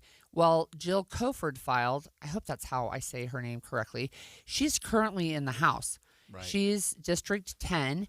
She's in the House. She's now filed to run for Senate, which means that seat was open. So Rosemary Lesser, who used to be in the seat. Who Coford beat. Yep, who 2 Coford years beat ago, in a close election. We're very close. Rosemary has filed to run again, and she's a retired physician, OBGYN, member of the military. So she's not the only one who has filed, but District 10 ended up with an open seat, and so anyway, you have this little domino effect. Rosemary Lesser was at the time the only Democrat north of Salt Lake County that was in the state legislature, and after she lost in 2004, we didn't have one north of Salt Lake County, so that seat's now open again. Yeah, 24. What did I say? 04. Yeah, that was a long time ago. 24. 24. Yes, you're exactly right. No, so that's an interesting race up there. President Stuart Adams, he has 3 Republican challengers, including, I think we've talked about this, the most recently, Stephanie Hollis, the general counsel for Weber State. Jennifer Garner, she's previously run for the legislature. She teaches at WSU. And Braden Hess, who's an estate planning attorney and former lawyer for the legislature's Office of Legislative Research and General Counsel. So an impressive group of candidates running against him. It's not just somebody who's upset. And remember, we talked about the 2025 elections, that when you have multiple challengers against a single incumbent, it favors the incumbent because people who are unhappy with the incumbent split their vote, right? So... let's talk about Speaker Schultz. Yeah, Speaker Schultz is facing an inter-party challenge from Dava Ann Neal, and then within the Republican Party, I don't know Dava, and then there's somebody who has filed with the Forward Party for Schultz's district as well. There was another Forward Party candidate for some office that you mentioned that seemed like an impressive candidate. There's multiple actually Forward Party candidates. One of them is. J. Lowry Snow, who sounds very close to V. Lowry Snow, who used to be in the legislature but was in southern Utah. So maybe a son. I'm suspicious that it's a son. I don't know for sure. But yeah, and then I need to talk about the race with Senate District 18. You have Republican Dan McKay, who's been there for a while, and then Representative Doug Fiafia, who has only been in the House for 2 years. He's going into his second year. He is challenging Senator McKay. Not taking much time because Fiafia, one time representative, but he wants to be a senator now. But he's been very active. We've had him on this show probably 3 or 4 times. He's really done a lot in the AI space, so artificial intelligence. He's done a lot with that. He's one of the Pacific Islanders who's in the House. That's interesting. So that set up an open seat in House District 48. Is Dan McKay, for any reason that you can think of, particularly vulnerable? I mean, you know what was interesting to me? Senator McKay ran the Utah flag bill, and what was really interesting as an observer is somehow that became highly controversial with the kind of the right wing of the party. And I don't understand the controversy, but he certainly has had some controversial bills. And I guess they figured this is a seat that Fiafia could win, or he's out. Right? Yeah, because he's giving up his current seat. Yeah, that's right. Do you know who's? Well, I don't want to put you on the spot. Who's jumped in for Fiafia's? I don't know if you have that. That's probably going to require. Yeah, no, actually, there are four Republicans who have jumped into that seat. So Jake Hunsaker, he is active within the Republican Party. There is also Nick Anderson, Jonathan Brooks, and Merrill Coons. Not familiar with them as candidates. That's okay. They can run. One of the things, too, that's interesting, and I think we mentioned this briefly, but county commission races are up as well. Not all of them, right? About half of them because they serve 4-year terms. So Amelia Powers Gardner down in Utah County is not running again. We knew that. And the just recently passed, I guess that sounds wrong, the most recent Provo mayor before she lost the election is Michelle Kaufusi. Right. And she threw her hat in the ring to run for that county commission seat, the one that's being vacated by Amelia Powers Gardner. She also has an endorsement from Amelia. Yeah, and Amelia did indicate about a week ago, some time ago, you know these time schedules better than I, that she wasn't going to run, which I thought was a classy thing to do. So that you can open the door for So others. It's really interesting. There's multiple candidates in that race, but as I looked this morning at the filings, it looks like former Mayor Kaufusi is the only one who's getting who is doing convention and signatures, and everybody else is doing convention only. So she'll be on the ballot, assuming she gets the signatures she needs. She will be on the ballot, and then it's if she comes out of convention or somebody else comes out of convention. Another thing down in Utah County, and we have Aaron Davidson, who's been a somewhat controversial county clerk. We now have an attorney down there, Corey Astill, who filed kind of at the last minute to run against him. And then I have to also mention the race with Trevor Lee, and he's up in the Layton area. He has an opponent that is He is a current county commissioner and the former mayor of Layton who has filed to run against Trevor Lee. Let me ask you about a couple Democrats. We've only got a minute left. Okay. But Carol Spackman Moss is retiring. Yeah. Nate Bluin is not running because he's running for Congress. Right. And on a kind of a different gear, Sim Gill is up for re-election as the county attorney. So I don't know which one of those you want to talk about, but I think that people have jumped in on all three of those races. So interestingly, with the Carol Spackman Moss race, there are only 2 people who jumped in that race. I expected a lot. There are 2 Democrats, both women, and they have jumped in that race, but there's no Republicans who filed for that race, no Forward Party, just those 2. So that's interesting to me. So they'll have a primary, and then they'll have a primary, and then the general will be right. the winner. Yep, that's exactly right. And I think another one that's interesting too is we have seen Christine Watkins is not going to run again, and she's down in Carbon County. She's running for county commission down there too. So there's just a little bit of some musical movement, chairs, but it's fun. It's good. I mean, it is and fun. I think it's great that people move on, and I do think that. Well, we're not talking about term limits. Term limits make sense. But yeah, even and just internal. There's a lot of turnover in the legislature, and I know we're almost out of time, but I only saw one race where the person was completely unopposed by anybody from any party, and usually we have more than that. So what that tells me is there are more and more people aware of elections and saying, look, we're not going to have people go completely unopposed through this whole cycle. And more Democrats willing to at least put their name more on. Forward Party people as well. That's interesting. Yeah. When we come back after the break, Utah's lawmakers are asking the state Supreme Court to rule on an ongoing legal battle over the state's congressional district maps. That appeal was filed just a couple days ago, and we'll talk about that when we come back. Is your financial advisor offering you up to a 30% upfront bonus? Or are they promising you up to 10% growth per year, all for your retirement income? If not, then you need to come to Trajan Wealth. I'm Jeff Jr., founder of Trajan Wealth. If you have a plan to retire within the next 10 years, don't wait only to find out it's too late. I've seen hardworking folks like you retire only to be required to go back to work, all because their advisor told them guarantees like these were too good to be true. They're not. That's up to $30,000 upfront or up to $10,000 per year on $100,000, all guaranteed for retirement income. Don't keep working when you're supposed to be retired, and don't let any financial advisor tell you it's too good to be true. Call Trajan today, 801-207-9900. That's 801-207-9900. Annuities, non-advisory products. DBA Trajan Wealth Insurance Solutions. Additional disclosures at trajanwealth.com. The movie show live from Minky Couture today in Layton. And guys, rarely do we get a chance for a do-over. If we make a mistake in certain areas, like maybe not getting the right gift for our loved one, we don't often get a chance to correct that right after the fact. But right now, you do have a chance to correct that. If you didn't get your wife or girl, or, hey, you know what, this cuts both ways. I'm going to get to that later, Lisa.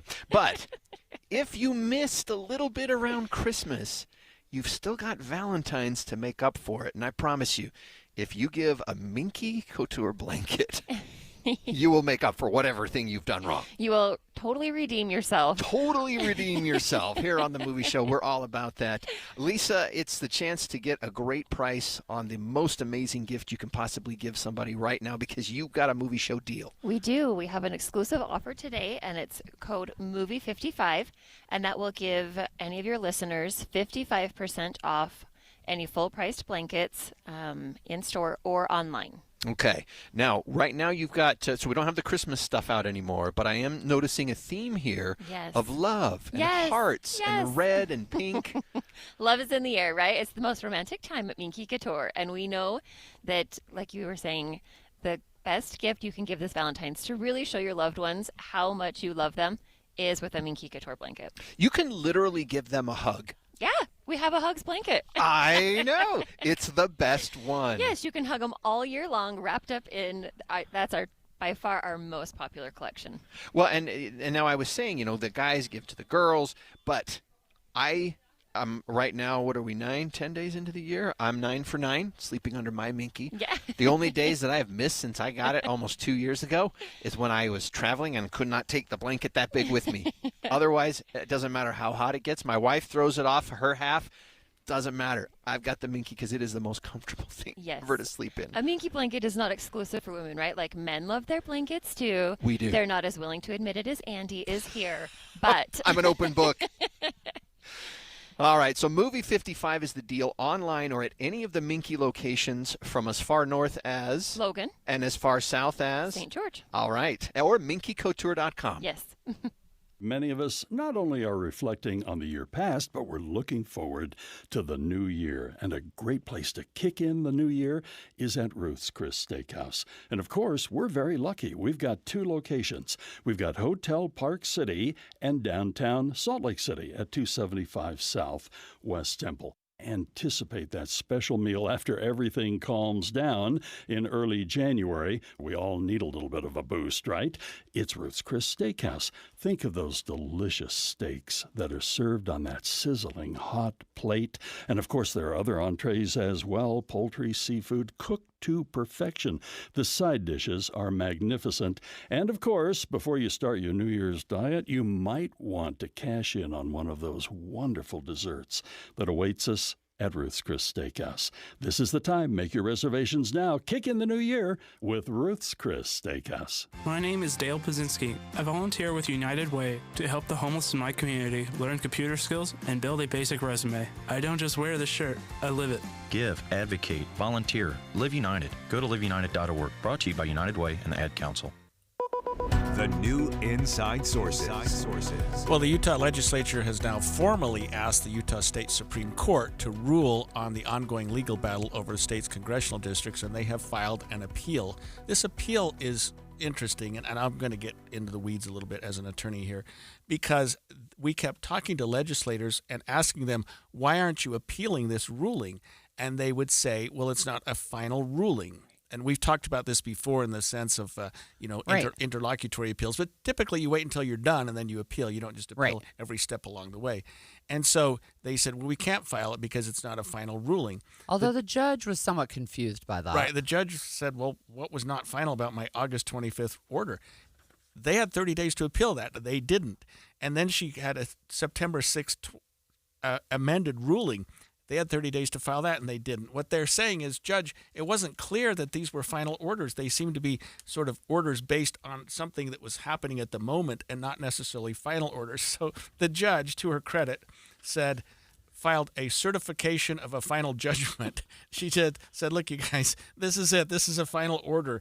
And she even said my other orders were too, but hey, who's counting? And so she issued that on, I think, December 6th. Yes, or excuse me, January 6th. The next day, the legislature filed their appeal. They had 30 days. They didn't wait. They just filed it the next day. But what she had to do, because there was some confusion over whether or not the case was actually over, the whole redistricting case, she said, look, my judgment is a final judgment. Let's get it going. And so the appeal has now been filed with the Utah Supreme Court. Well, let me ask you a couple of questions. So my understanding is when she said this is final, it's only part of the rulings because there's actually multiple moving parts and only part of it is final. Yeah, that's part of the problem too. But what's final is that we have the district set. Okay. That the ballot is going to be according to the what they call it, the donut hole boundaries that were proposed by the Better Boundaries people, or at least the League of Women, the plaintiffs in that case. Right. And so they're saying, look, that's that. She's saying I can't get more final than that.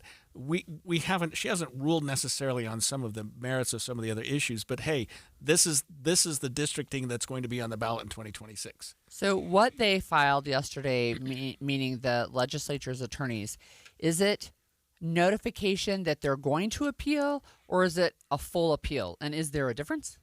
Right. So you mentioned that earlier and you confused me because you're right. You're right. So it's called a notice of appeal, which means they are appealing. This means, hey, we appeal your decision. Okay. Now, I know what you're thinking was, well, where's the briefs? Where's the argument? There's Where's nothing this? there. So what happens is a case is over. You go to your trial. You lose. You're not very happy. Within 30 days, you file an appeal. You say, you know what? We don't like what happened here. Mm-hmm. That's just, boom, you're preserving that appeal. Okay. It's set. Now the Okay. appeal has started. Then the Court of Appeals, or in this case, the Supreme Court, and we have two different appellate courts in Utah, has said, okay, we've got your appeal, and they're saying, they're sort of scheduling dates. They say, we've got your appeal. It's been filed. and everything has to go through the court clerk's office. By the way, follow the rules because, the briefs are due within 30 days. The other side's brief is due within 30 days. And she's saying, the court's saying, here, you filed your appeal. We've got it. They say the docketing statement is due within 21 days, which is... What's that? The docketing statement is, what are you appealing? What's going on? And what's the record? Give us as much of the prior record as you can so that we know exactly what the appeal is about.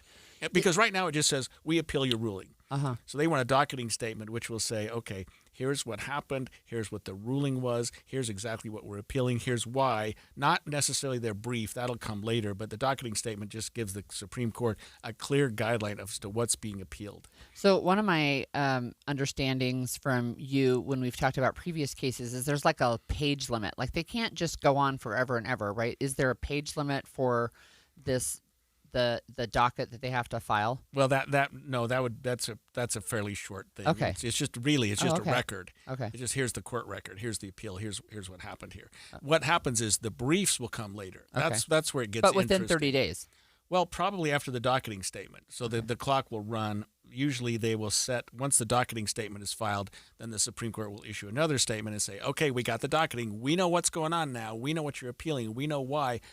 Tell us your legal argument to the legislature. You go first. It's your appeal. You have the burden. Oh, wow. You carry the day. So you filed the appeal. Send us your brief as to why you think the judge's ruling was bad.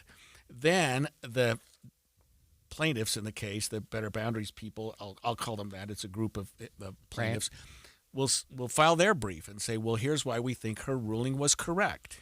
So let me ask you this question: do they file simultaneously, No. or do the plaintiffs wait until they see what the arguments are? I mean, I think they already know what they are, and then they file after? You wait. So whoever's appealing has the burden of proof. And so when you have the burden of proof, you go first and last. I know that's kind of weird. You file your brief. The other side says, oh, no, you're wrong. Here's why. And then you can file a reply brief saying, oh, no, you're wrong. Here's why. So that nobody's blindsided. Both sides get a chance to see what the other party's argument was. But they're not simultaneous. Yeah. One's filed, then in response to that, the other one's filed. So you know what the argument is, and you can hit that on, and then they can hit your argument. So I am just doing math in my head. It seems to me like this process could take multiple months. Okay, so here's what could happen next, and what I think the state will do. What they have filed right now is a notice of appeal. My guess is they're going to file a motion for a temporary restraining order and say, while we're appealing this, Supreme Court justices, we want you to put on hold what the judge did. We'll decide the merits of what she did. We don't think what she did was right. But give us the benefit of the doubt, and let's go back to who knows what. My guess is the 2024 map, and go ahead and put that on. So my guess is they're going to try to put some sort of restraining order or petition to stay the judge's order while the appeal is pending, because that's what you do a lot. They haven't filed that yet, but my guess is we'll be talking about that on Monday. You know what's interesting about that is then I can see why they delayed so long, because then you're going to get past the point of filing. The filing deadline, they moved from January to March, but you're going to get past that point, and you could take this past that point. One of the things too that stands out to me is Judge Gibson ruled the 2024 maps were unconstitutional. So would the Supreme Court potentially say go back to an unconstitutional map? Well, the Supreme Court could say, we may not agree with her, and because of that, let's go back, and then we'll decide. She may be right, she may be wrong. Right. But until we sort that out, let's go back. So that's why the legislature enacted, or when you talked about, extended the filing deadline for these 4 congressional districts, because they're hopeful, they're optimistic that something will be done. This appeal will not be heard by then. There's no way that they're going to have briefs and everything done. So there's going to be by the beginning of March. Yeah, there's going to be some interim motion, unless the Supreme Court says, look, you already know what your arguments are. As legislature, get your briefs in next week. Plaintiffs get yours in 2 weeks later, which I think would be unlikely. Right. But I think we know what the arguments are, because it's already gone up to the Supreme Court once before. The Utah Supreme Court could also deny the stay, right? Right. The request to stay. There is no request to stay right now, but they could, assuming there is one, they could deny it or they could grant it. They could say, no, we're not going to do that, because what you look at is what is the likelihood that you're going to prevail? So the Uh-huh. Supreme Court could say, if they grant the stay, you can assume that they think that the legislature's argument is going to prevail. If they don't grant it, that kind of tips showing that maybe they think the legislature is not going to prevail. You know what's interesting is this could lead to this donut hole map in 2026, a different map potentially in 2028 as the legal arguments play out with the Utah Supreme Court. Then in 2030, there will be a census done. And in 2032, you could have different maps again. And I would absolutely guarantee that that's what's going to happen. Oh, my I goodness. don't think that. So, and right. In 2024, we had a map. 2026, different map. 2028, a different map. 2032, a fourth map. Yeah. I believe that's exactly what's going to happen. Not that that's bad necessarily, but it's a little confusing. Certainly interesting. Yeah, and if certainly you're one of confusing. the four representatives, who knows how it's going to shake out. We don't know which representative is going to be the seat that's now been created. I don't know whose seat that is because they've redrawn the maps. That's right. And because we had several representatives, in fact, all four had parts of Salt Lake City. Right. That's one of the issues. I think it was Mill Creek or something is where the four met each other. So super interesting. Stay tuned. It will definitely be a fun election cycle. Right. Well, we talked last week about your New Year's resolutions, and when we come back after this, we're going to find out how your resolutions are going. We want to hear from you about those, and text us at 57500, or even call us if you want at 801-575-TALK, and tell us about your resolutions, what you're doing, and how they're coming about. We'll be right back. 10:30 at KSL News Radio. I'm Amanda Dixon. Our top story this hour, the U.S. added 50,000 jobs last month, according to the latest government jobs report. Zions Bank senior economist Robert Spenlove says the job market has been sluggish for several months. Really, for the past 9 months, we've seen a lot of weakness in the labor market, where we've seen some expansion, some contractions. One of the little bit surprises that was revised employment for October and November was much weaker than we initially thought. We dropped 173,000 jobs in October. So it's good to see kind of this revision up in November and December, but we still have kind of this low hire, low fire labor force. Spenlove says the numbers are a reaction to the Trump administration's tariffs. We just learned the name of the man arrested in South Ogden overnight, accused of shooting 2 people and then shooting at responding police officers. Jail documents named James Joseph Rios as the suspect, and police are requesting he be investigated for attempted murder. Police were called after reports of shots fired, and they witnessed shots being fired at a woman when they arrived. Police go on to say a man and a woman had been hit by gunfire, and when the SWAT team arrived, the suspects started shooting at them. After Rios was arrested, he told investigators he was shooting at his neighbors because he told them to stay inside, but they didn't listen and came outside anyway. Our top national story this hour, President Trump says he has canceled what he called a second wave of attacks in Venezuela. ABC's Christian Cordero has the story from Washington. Trump is praising a decision by Venezuela's interim government to release several political prisoners. He says he'll meet with Venezuelan opposition leader Maria Machado next week. The White House says there are signs Venezuelan leaders are, quote, seeking peace. Your money at this moment, the Dow is up 299. Right now, we're at 49,565. Coming up, the return of haze. KSL weather is next. KSL News Time, 10:32. A reminder about the simplest way to get updated for your day. Hit your KSL preset when you jump in the car, and we'll take care of the rest. Hear key news updates and traffic reports. Andy and Amanda from 5 to 9 in your car. KSL News Radio at 102.7 FM. The Movie Show broadcasting live from Minky Couture in Layton, and it is the perfect chance to get the perfect Valentine's gift. Or, I was just looking here, Lisa. We've got some tree skirts. If you didn't get a Minky tree skirt for your tree last year, you can still pick one up. It looks like at a discounted price right now. Yeah, we do. We've got some of those just left over from the holiday season, but something new and exciting that's happening here at Minky Couture is we've launched our new Valentine collection for 2026. All right, tell us about this. Well, it includes all of your favorites. The Hugs collection. We have new Valentine hugs that you can share with your loved one. We also have some florals and hearts. Yeah, so this is the new design for this year, the pink field with the red hearts on it. So this one was one that we continued from last year. It was so popular last year for Valentine's Day when we introduced it that it just stayed all year. And so now it's just getting another special feature being part of Valentine's this year. But we've got some polka dots. We have some new stripe ones, new florals, plaids. Minky Couture just... All the different sizes? Yes, and all sizes. So from infant all the way up to grande, our largest size, which is a 6x7. The grande is 5 the by 7, best. 5 by I'm just going to say it. And right now is the time to get the grande, because if you've looked at the grande prices before and been like, you know what, I just can't do that. Why not do it when it's 55% off? Right. That's better than buy one, get one free. Yeah, it's buy two and you still didn't even pay full price. Yes. So it's a great time to save. That code will go through this weekend. So if you can't make it into a store, you can come tomorrow and shop. It's Movie 55, and it will give you 55% off any full-priced blankets. By the way, it's worth pointing out people have birthdays throughout the year, not just around Valentine's and Christmas. So when we say the best gift ever, we're not just talking about a Valentine's gift. We're not just talking about a Christmas gift. We're talking about anytime you got to give a gift. It makes a great wedding gift. Yes. It makes a great shower gift. Yes. You'll win the shower for sure. Oh, so many different opportunities. It makes an great gift of comfort, right? I have a friend that's going through something really hard, and it's and that's why Minky that's Couture how blanket. Minky was founded. Yes. Tell us a little bit about that. So we'll talk we'll about do that on the next segment. Yeah, yes. I like that. But right now, Movie Stay tuned. 55 is the code to get 55% off any regularly priced Minky item. And this is good online through the weekend at minkycouture.com. How many locations? 7. 7 locations from? Logan to St. George. I'm back to doing what I love and more, thanks to the Good Feet store.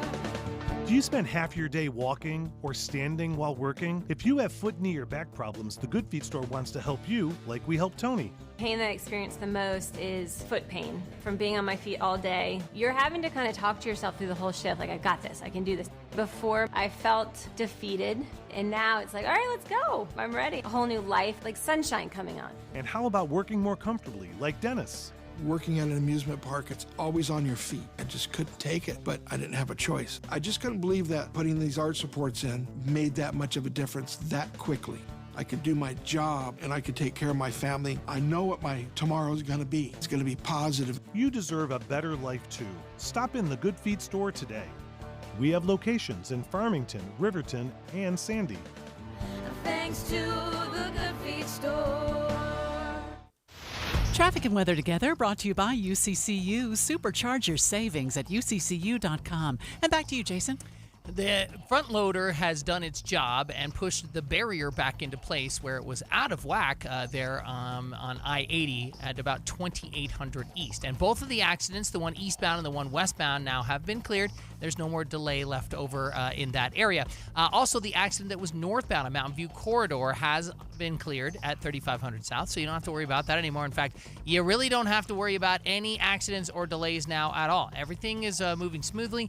I-15 running at good speeds all along the Wasatch Front, both north and southbound. Remember, there's no restrictions now traction-wise up in Big and Little Cottonwood Canyon, so you're good to go there and pretty much good to go everywhere.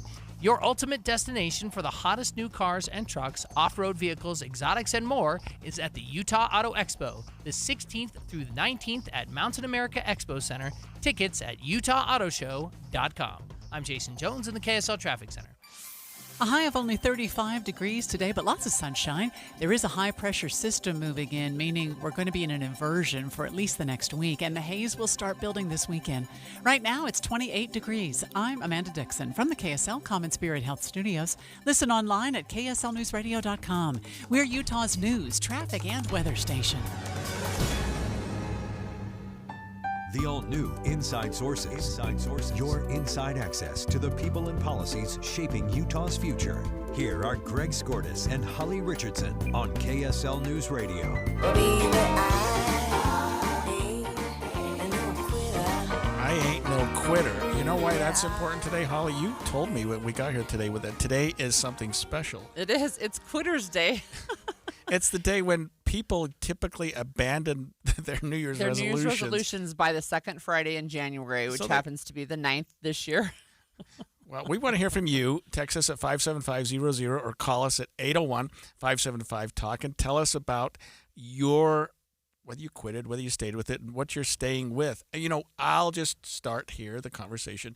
My wife and I both had some New Year's resolutions. We went to a sporting goods store and bought a weight bench and some weights. Oh, wow. And she's got her little thing worked out where she goes through she's got it on some video thing so she can watch and sort of encourage herself. I've always had a cycle set up in our workout room that I ride, but I've decided this show messed me up. I would just say my schedule, schedule, because I always used to get up and work out at 5 a.m. Yeah. Well, now at 5 a.m, I'm driving here. That's you know right. what I mean? Yeah. We start early, so it's messed up my schedule. So I've started trying to ride in the afternoon. It messes up my sleeping, but I've got to get back on schedule for riding my bike. Of course, I couldn't when I broke my pelvis a couple of weeks ago. Yeah, right. So, one of the things that's interesting, and this is from nationaltoday.com, which is where I get a lot of my day. In fact, that's where I get all of this is whatever day this is. So the tradition of setting New Year's resolutions goes back 4,000 years to the ancient Babylonians. It's so interesting.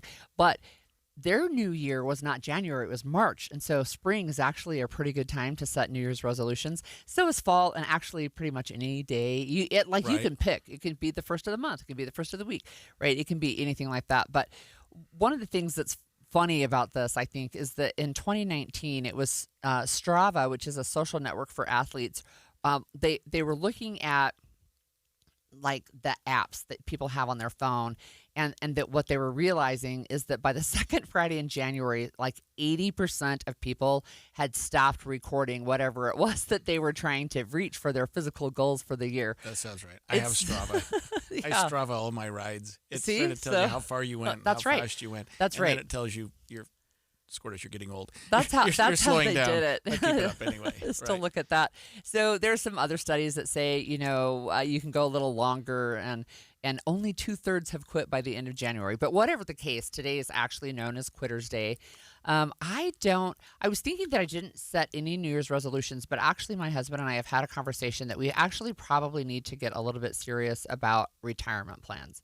We still think we're about a decade away, but start looking at, okay, well, what does that actually mean? And we have some kids with special needs, and we have to think about that. And if 20 years from now, when I'm in my 80s, I probably can't take care of my son in the wheelchair quite the same way as I can right now. Yeah, I mean, we had our own fitness resolutions, but we sort of had a dating one too that was like, we just got to get out. Yeah. We've got to get out twice a month, go out, drive somewhere, go to dinner. That's nice. Do something like that instead of just, you get so comfortable with each other. It's like, let's just eat in. Yeah, but for we're sure. going to go out, which we did a couple times during the New Year's break. So we're going to continue that. I hope. That's really great. So texters 57500, maybe they've already quit and they don't want to let us know. Yeah, people don't want us to know about that.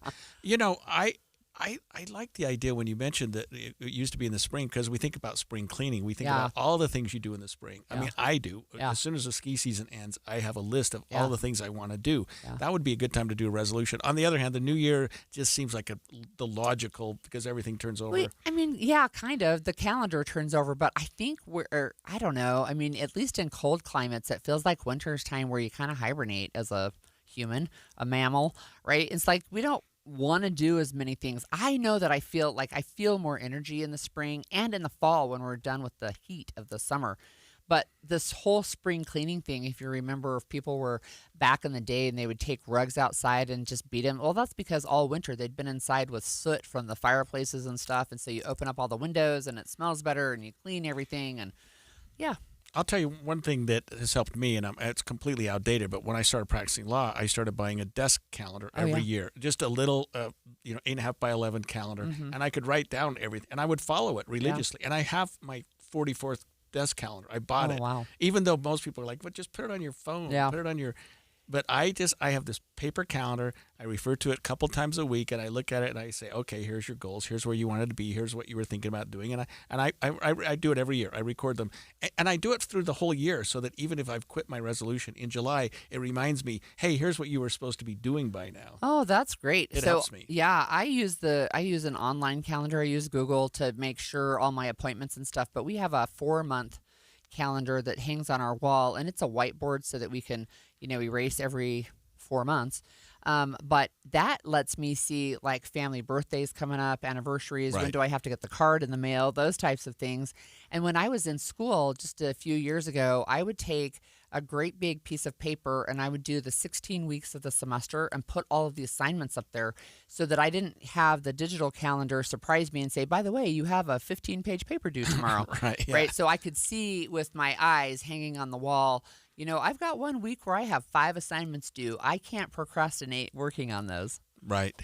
Well, I hope that people do kind of, maybe we haven't heard from a lot of our listeners because they're still doing their New Year's resolution, and maybe they haven't quit like you said. Or they haven't set very many. Did like you say I the haven't second Friday of the Yeah, month is the of typical January, quarter? yeah. So it's not like a week later or 10 days later. It's just It's like by the time you get to the next weekend, you're like, okay, I'm done.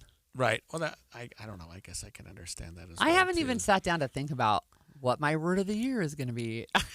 Also, I'll say this about our situation, and I'm just advising our listeners. My wife and I both have resolutions. They're both in the same room, in our little Mhm. gym room, so Mhm. we kind of keep each other honest. Oh, yeah. So, and we Oh, went and bought some gear so that she could do that. That actually is one of the suggestions that people make is that you have, it's basically like an accountability partner, right? You have somebody there to help remind you and keep you on task. Although she refuses to let me in the room when she's working out. At least I Well, know that's she's okay. there. Right. She doesn't want me watching her. I'm like, okay, that's fine. She's so cute. I like to, but she doesn't want me in there. All right. And she doesn't like watching me ride my bike because it's quite boring. So when we come back, we're going to check in with the KSL Movie Show. We're going to talk movies 2026. I've got 2 on the top of my list that I'm going to talk to you about. They're fun, mom movies. Stay with us. KSL offers the best daily newsletter in the state. It's the 3 things you need to know. Every weekday, we deliver quality and relevant content to your inbox. No ads, no spam, just the 3 things you need to know to be informed about the world around you. Subscribe today. Visit KSLNewsRadio.com or text the word inbox to 57500. That's inbox to 57500. It's the movie show. We're going to start in about 15 minutes, but we're broadcasting live from Minky Couture in Layton. We just had a listener stop by and say hi because they heard we were here and they came in and said hi to us. But when they come in, they can check out the Valentine's collection. Yes, we've got our new Valentine's collection that just launched this week. So you can come in and get ahead of the rush for Valentine's Day. Often we see a lot of our men Valentine shoppers coming in Valentine's Day, picking those up. But I may or right may now not you're have been going to guilty have of the that best one year. selection and the best savings if you shop now. I found out today there are people who collect the collections each year. I mean, I know you call it a collection, but there are people who come to make sure they have the full Minky collection. I thought that was awesome. Yeah, and especially the seasonal ones, it's really fun. People have kind of just gotten in that habit of, oh, what's the new one for Valentine's Day? We had a lady who was in, and she's like, oh, your Valentine's is here, and what's coming for Easter, right? Like she's already planning the Minkies that she's going to be getting for the year. So it's something really fun that Minky Couture does. I have to admit, I have a collection at home. Lisa. I've been here for a lot of years, and this collection, I'm like, I would not let anybody. Yes, but you have some kids too Collection that or can addiction, enjoy I'm it. not sure what you want to call it, but that's what Minky Couture, that's what happens. If you only have one Minky at your house, though, it means you're only going to get it very little because someone else or your pet or somebody Yes. is always stealing is it. going to be wrapped up in that blanket. So this is the time to come and get that blanket so you can get your blanket back. Yeah, and right now 55% off because of the movie show because you guys are so generous. Yes. How do they get that discount? So they can shop in the store. We've got 7 store locations along the Wasatch Front down to St. George, or you can shop online. So if you're not able to make it in, you're traveling or whatever for the weekend, you can use that code online. But come in store. Our sales associates are here ready to help walk you through that process because there are a lot of selections, right? There's a lot to see, to learn, to feel. A web page can only display so many at once, but I can turn my head and see It's overwhelming. hundreds Yes. of different colors, styles, sizes. Yeah. If you have a favorite color, they probably have it. And one nice thing about coming into the store is you can actually put your hands on it. You can see, you can hold it up. Is this the size that I'm looking for? Yes. Minky Couture, it's something to experience, and so that's why we say, hey, come in and shop. We're here to help and answer all of your questions. Movie 55, it's good in stores, but you got to tell them at the register. Yes, yep. Or you can buy it online this weekend using the code MOVIE55 at minkycouture.com. If you're ready to buy a home or sell a home and you're worried about the current real estate market because of what you've heard from some of your friends or family, well, We're here to tell you that you really shouldn't be worried because now is a great time to buy and sell with our friends at the Stern Team, powered by Almada Real Estate. And here's why. Buyers have more options due to increased inventory, which gives them the power to negotiate for repairs, interest rate buy downs, and closing cost assistance. While at the same time, sellers are still getting top dollar for their homes, with home values that are higher today than ever before. So whether you're looking to buy or sell, the current real estate market presents a win-win opportunity for both buyers and sellers. But you still do want to make sure that you're working with a team of real estate experts you can trust that can get you some great results. And that's our friends at the Stern Team, powered by Almada Real Estate. They have helped thousands of Salt Lake City homeowners, and they're ready to help you. To get started, just go to thesternteam.com. That's thesternteam.com, or Google The Stern Team. I'm Andrew Saul, Commissioner of Social Security. I'm here to warn you about telephone scammers pretending to be government employees. Some of these scammers may say threatening things like you will be arrested if you don't make payments or provide personal information. Do not fall for these tricks. These calls are not from us. Real Social Security employees will never threaten you for information or money. If you receive a call like this, hang up. Never give the caller your personal information, like your Social Security number or bank account, or send money in any form, cash, gift cards, wire transfers, or prepaid debit cards. Report the call to our law enforcement arm, the Office of the Inspector General, at oig.ssa.gov. Share this information with your friends and family.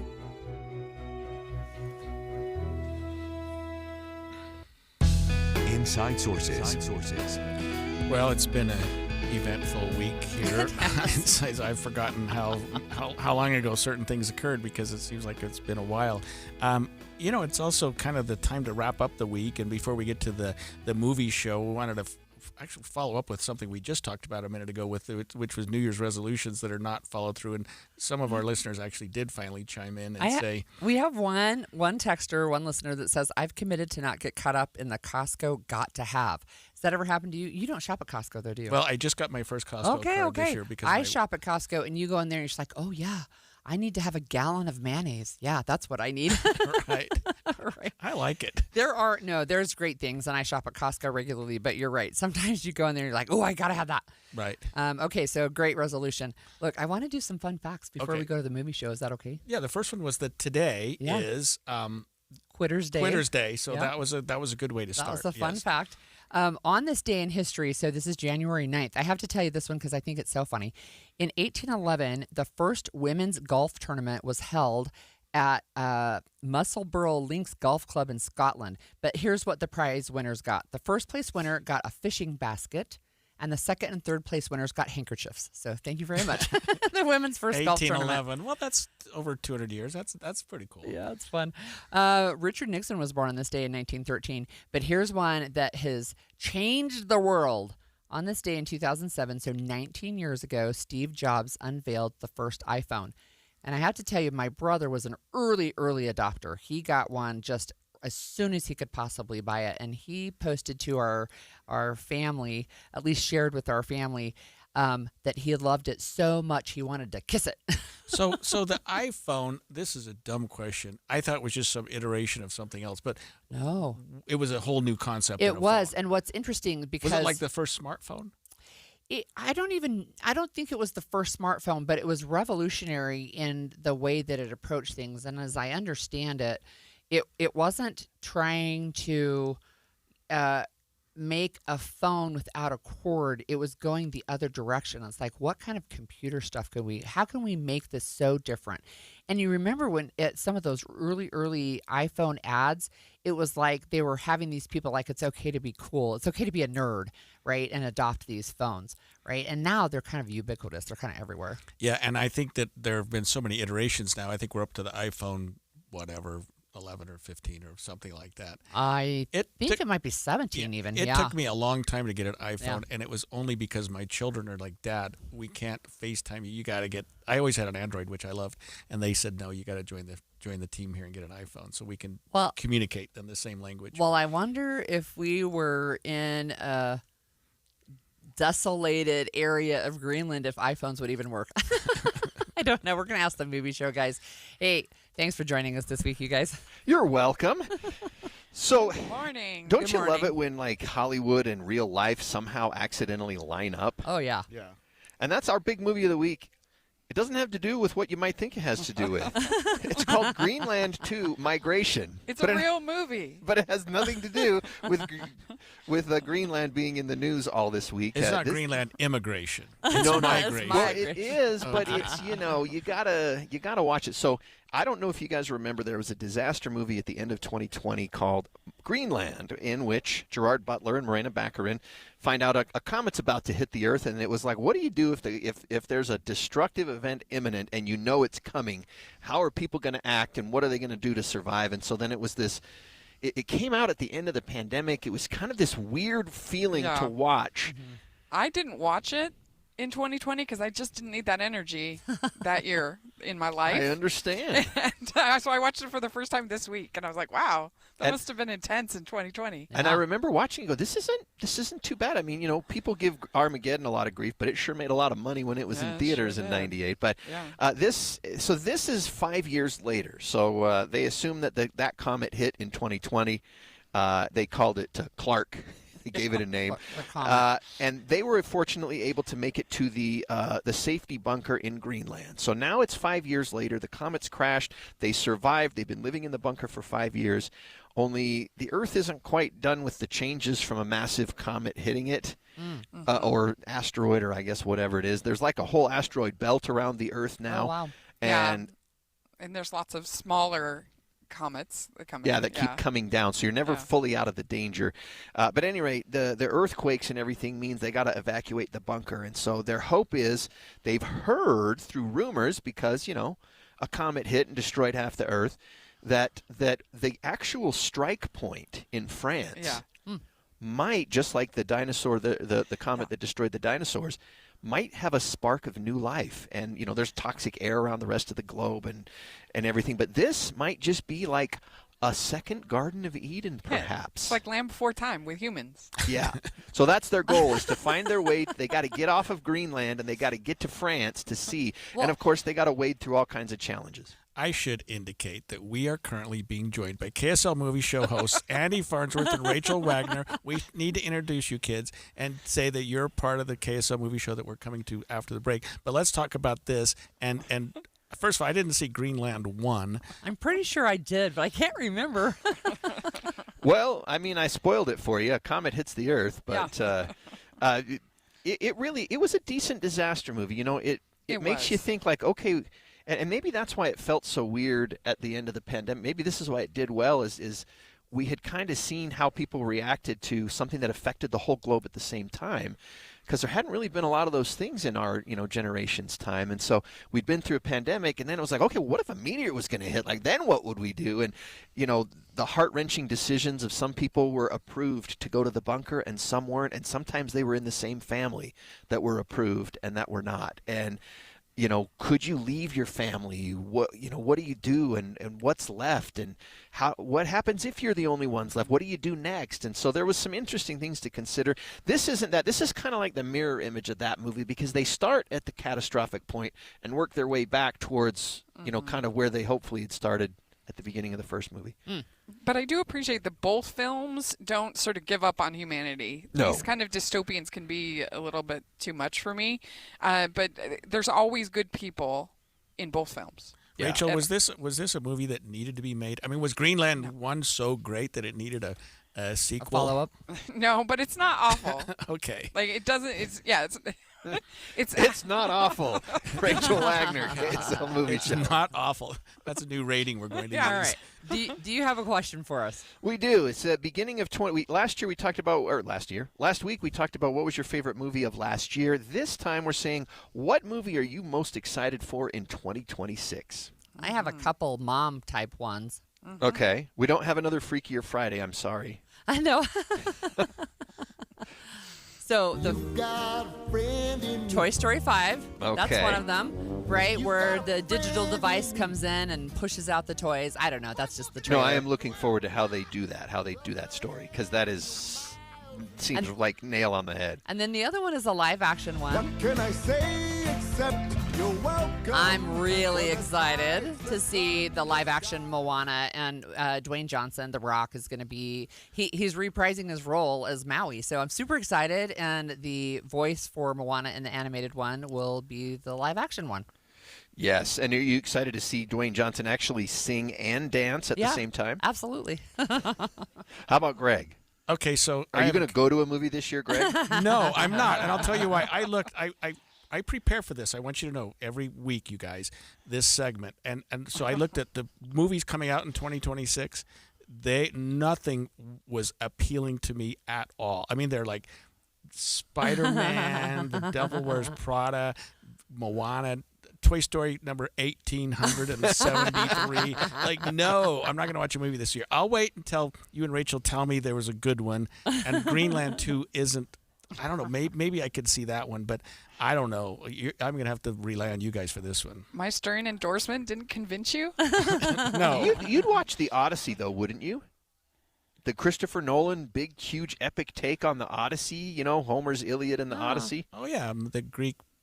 The Greek, yeah. Yeah, the Greek heritage in my mind. Yeah. It's being made by the guy who did Oppenheimer. Oppenheimer. Oh. That was the one I was thinking of. I didn't see that one on the list. The Odyssey. No, it's the same director. Oh, okay. So did you like Oppenheimer? Did you see that one? Oh, I loved it. I thought that was a great movie. Okay, same director, only he's going to do the Odyssey. Okay. All right. Great. There you go. Rachel, what about you? Oh, we're running out of time here. Well, I'm going to have to pass it over to you, to the movie show. We want our listeners to stay with us. We're going to learn more about Greenland 2 and a lot of other movies coming out. And 2026 promises to be a great year to see a movie. I just have to find Except one. for not you. Right. Stay with us. KSL FM Midvale. KSL Salt Lake City. From the KSL Common Spirit Health Studios, this is KSL News Radio. Utah's news, traffic, and weather station. 11 a.m. at KSL News Radio, I'm Reagan Edelman. KSL's top story this hour. We now know the name of the man arrested in South Ogden overnight, accused of shooting 2 people and then shooting at responding police officers. Jail documents named James Joseph Rios as the suspect, and police are requesting that he be investigated for attempted murder. Police were called after reports of shots fired, and they witnessed shots being fired at a woman when they arrived. Police go on to say that a man and a woman had been hit by gunfire, and when the SWAT team arrived, the suspect started shooting at them. After Rios was arrested, he told investigators that he was shooting at his neighbors because he told them to stay inside, but they didn't listen and came out anyways. Our top national story this hour from ABC News. One day after Renee Good was shot and killed by an ICE agent in Minneapolis, another shooting involving ICE took place in Portland, Oregon. More from ABC's Alex Stone. They say that they are in the country illegally. So in some ways very similar, in other ways very different, that they were the subjects of this traffic stop, not just somebody who happened to be in the area. But right now the FBI is investigating, not local police. Like Minneapolis, this is a federal investigation now underway. The 2 people who were shot are in the hospital, but their condition is unknown. Your money at this moment, the Dow is up 209 points, the S&P 500 is up 43 points, and the NASDAQ is up 182 points. Coming up, mostly sunny with a high of 35 today. KSL weather is next. KSL News Time, 11:02.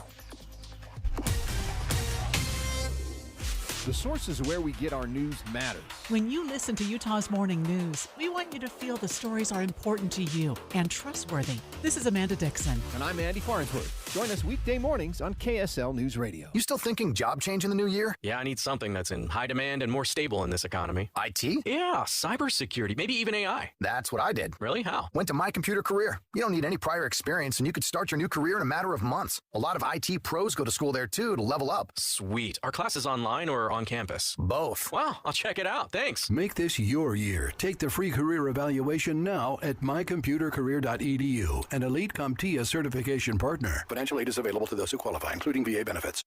Pizza's here. Oh, great. I'd love some, but I'm worried about my stomach issues. If you're worried about having diarrhea, gas, bloating, stomach pain, or loose, oily stools, it may not just be stomach issues. It could be a condition called exocrine pancreatic insufficiency, or EPI. With EPI, the pancreas doesn't release enough enzymes to break down food, but EPI is manageable. Use the symptom checker on identifyepi.com and talk to your doctor. That's identifyepi.com. Sponsored by AbbVie. Alpine Home Medical, we bring wellness home. Hi, I'm Jay Broadbent from Alpine Home Medical, and I'm humbled to win Utah's Best of State for 2025 for the 15th year in a row.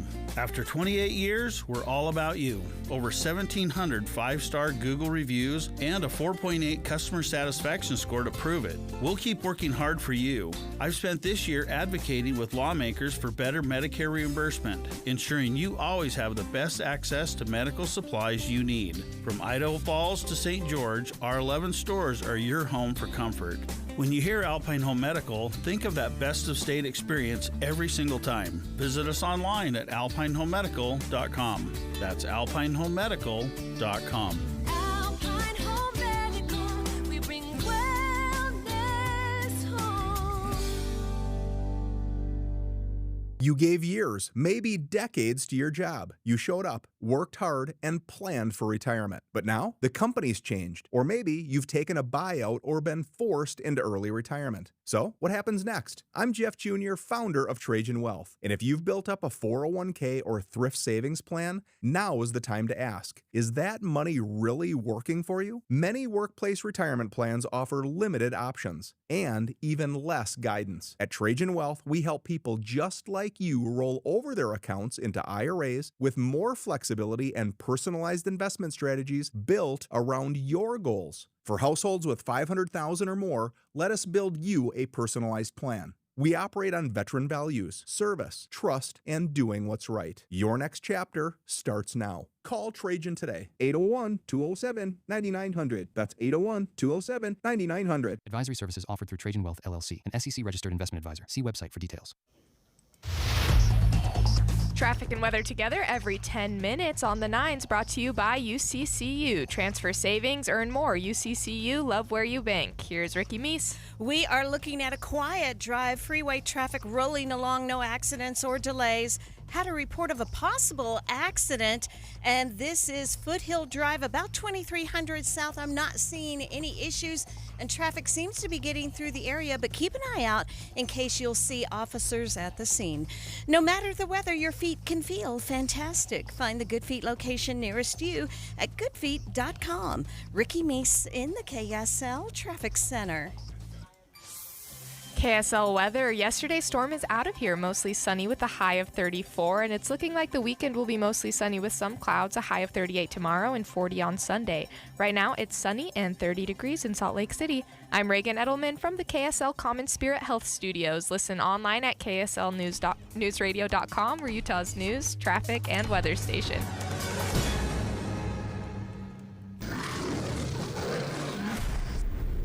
Lights. Camera. Action. It's the KSL Movie Show. What do we really sell? We sell dreams and imagination and sparkle. The week's big movie review, movie news, games, and prizes. Here's Andy Farnsworth and Steve Sales. This guy's a lunatic, a psycho.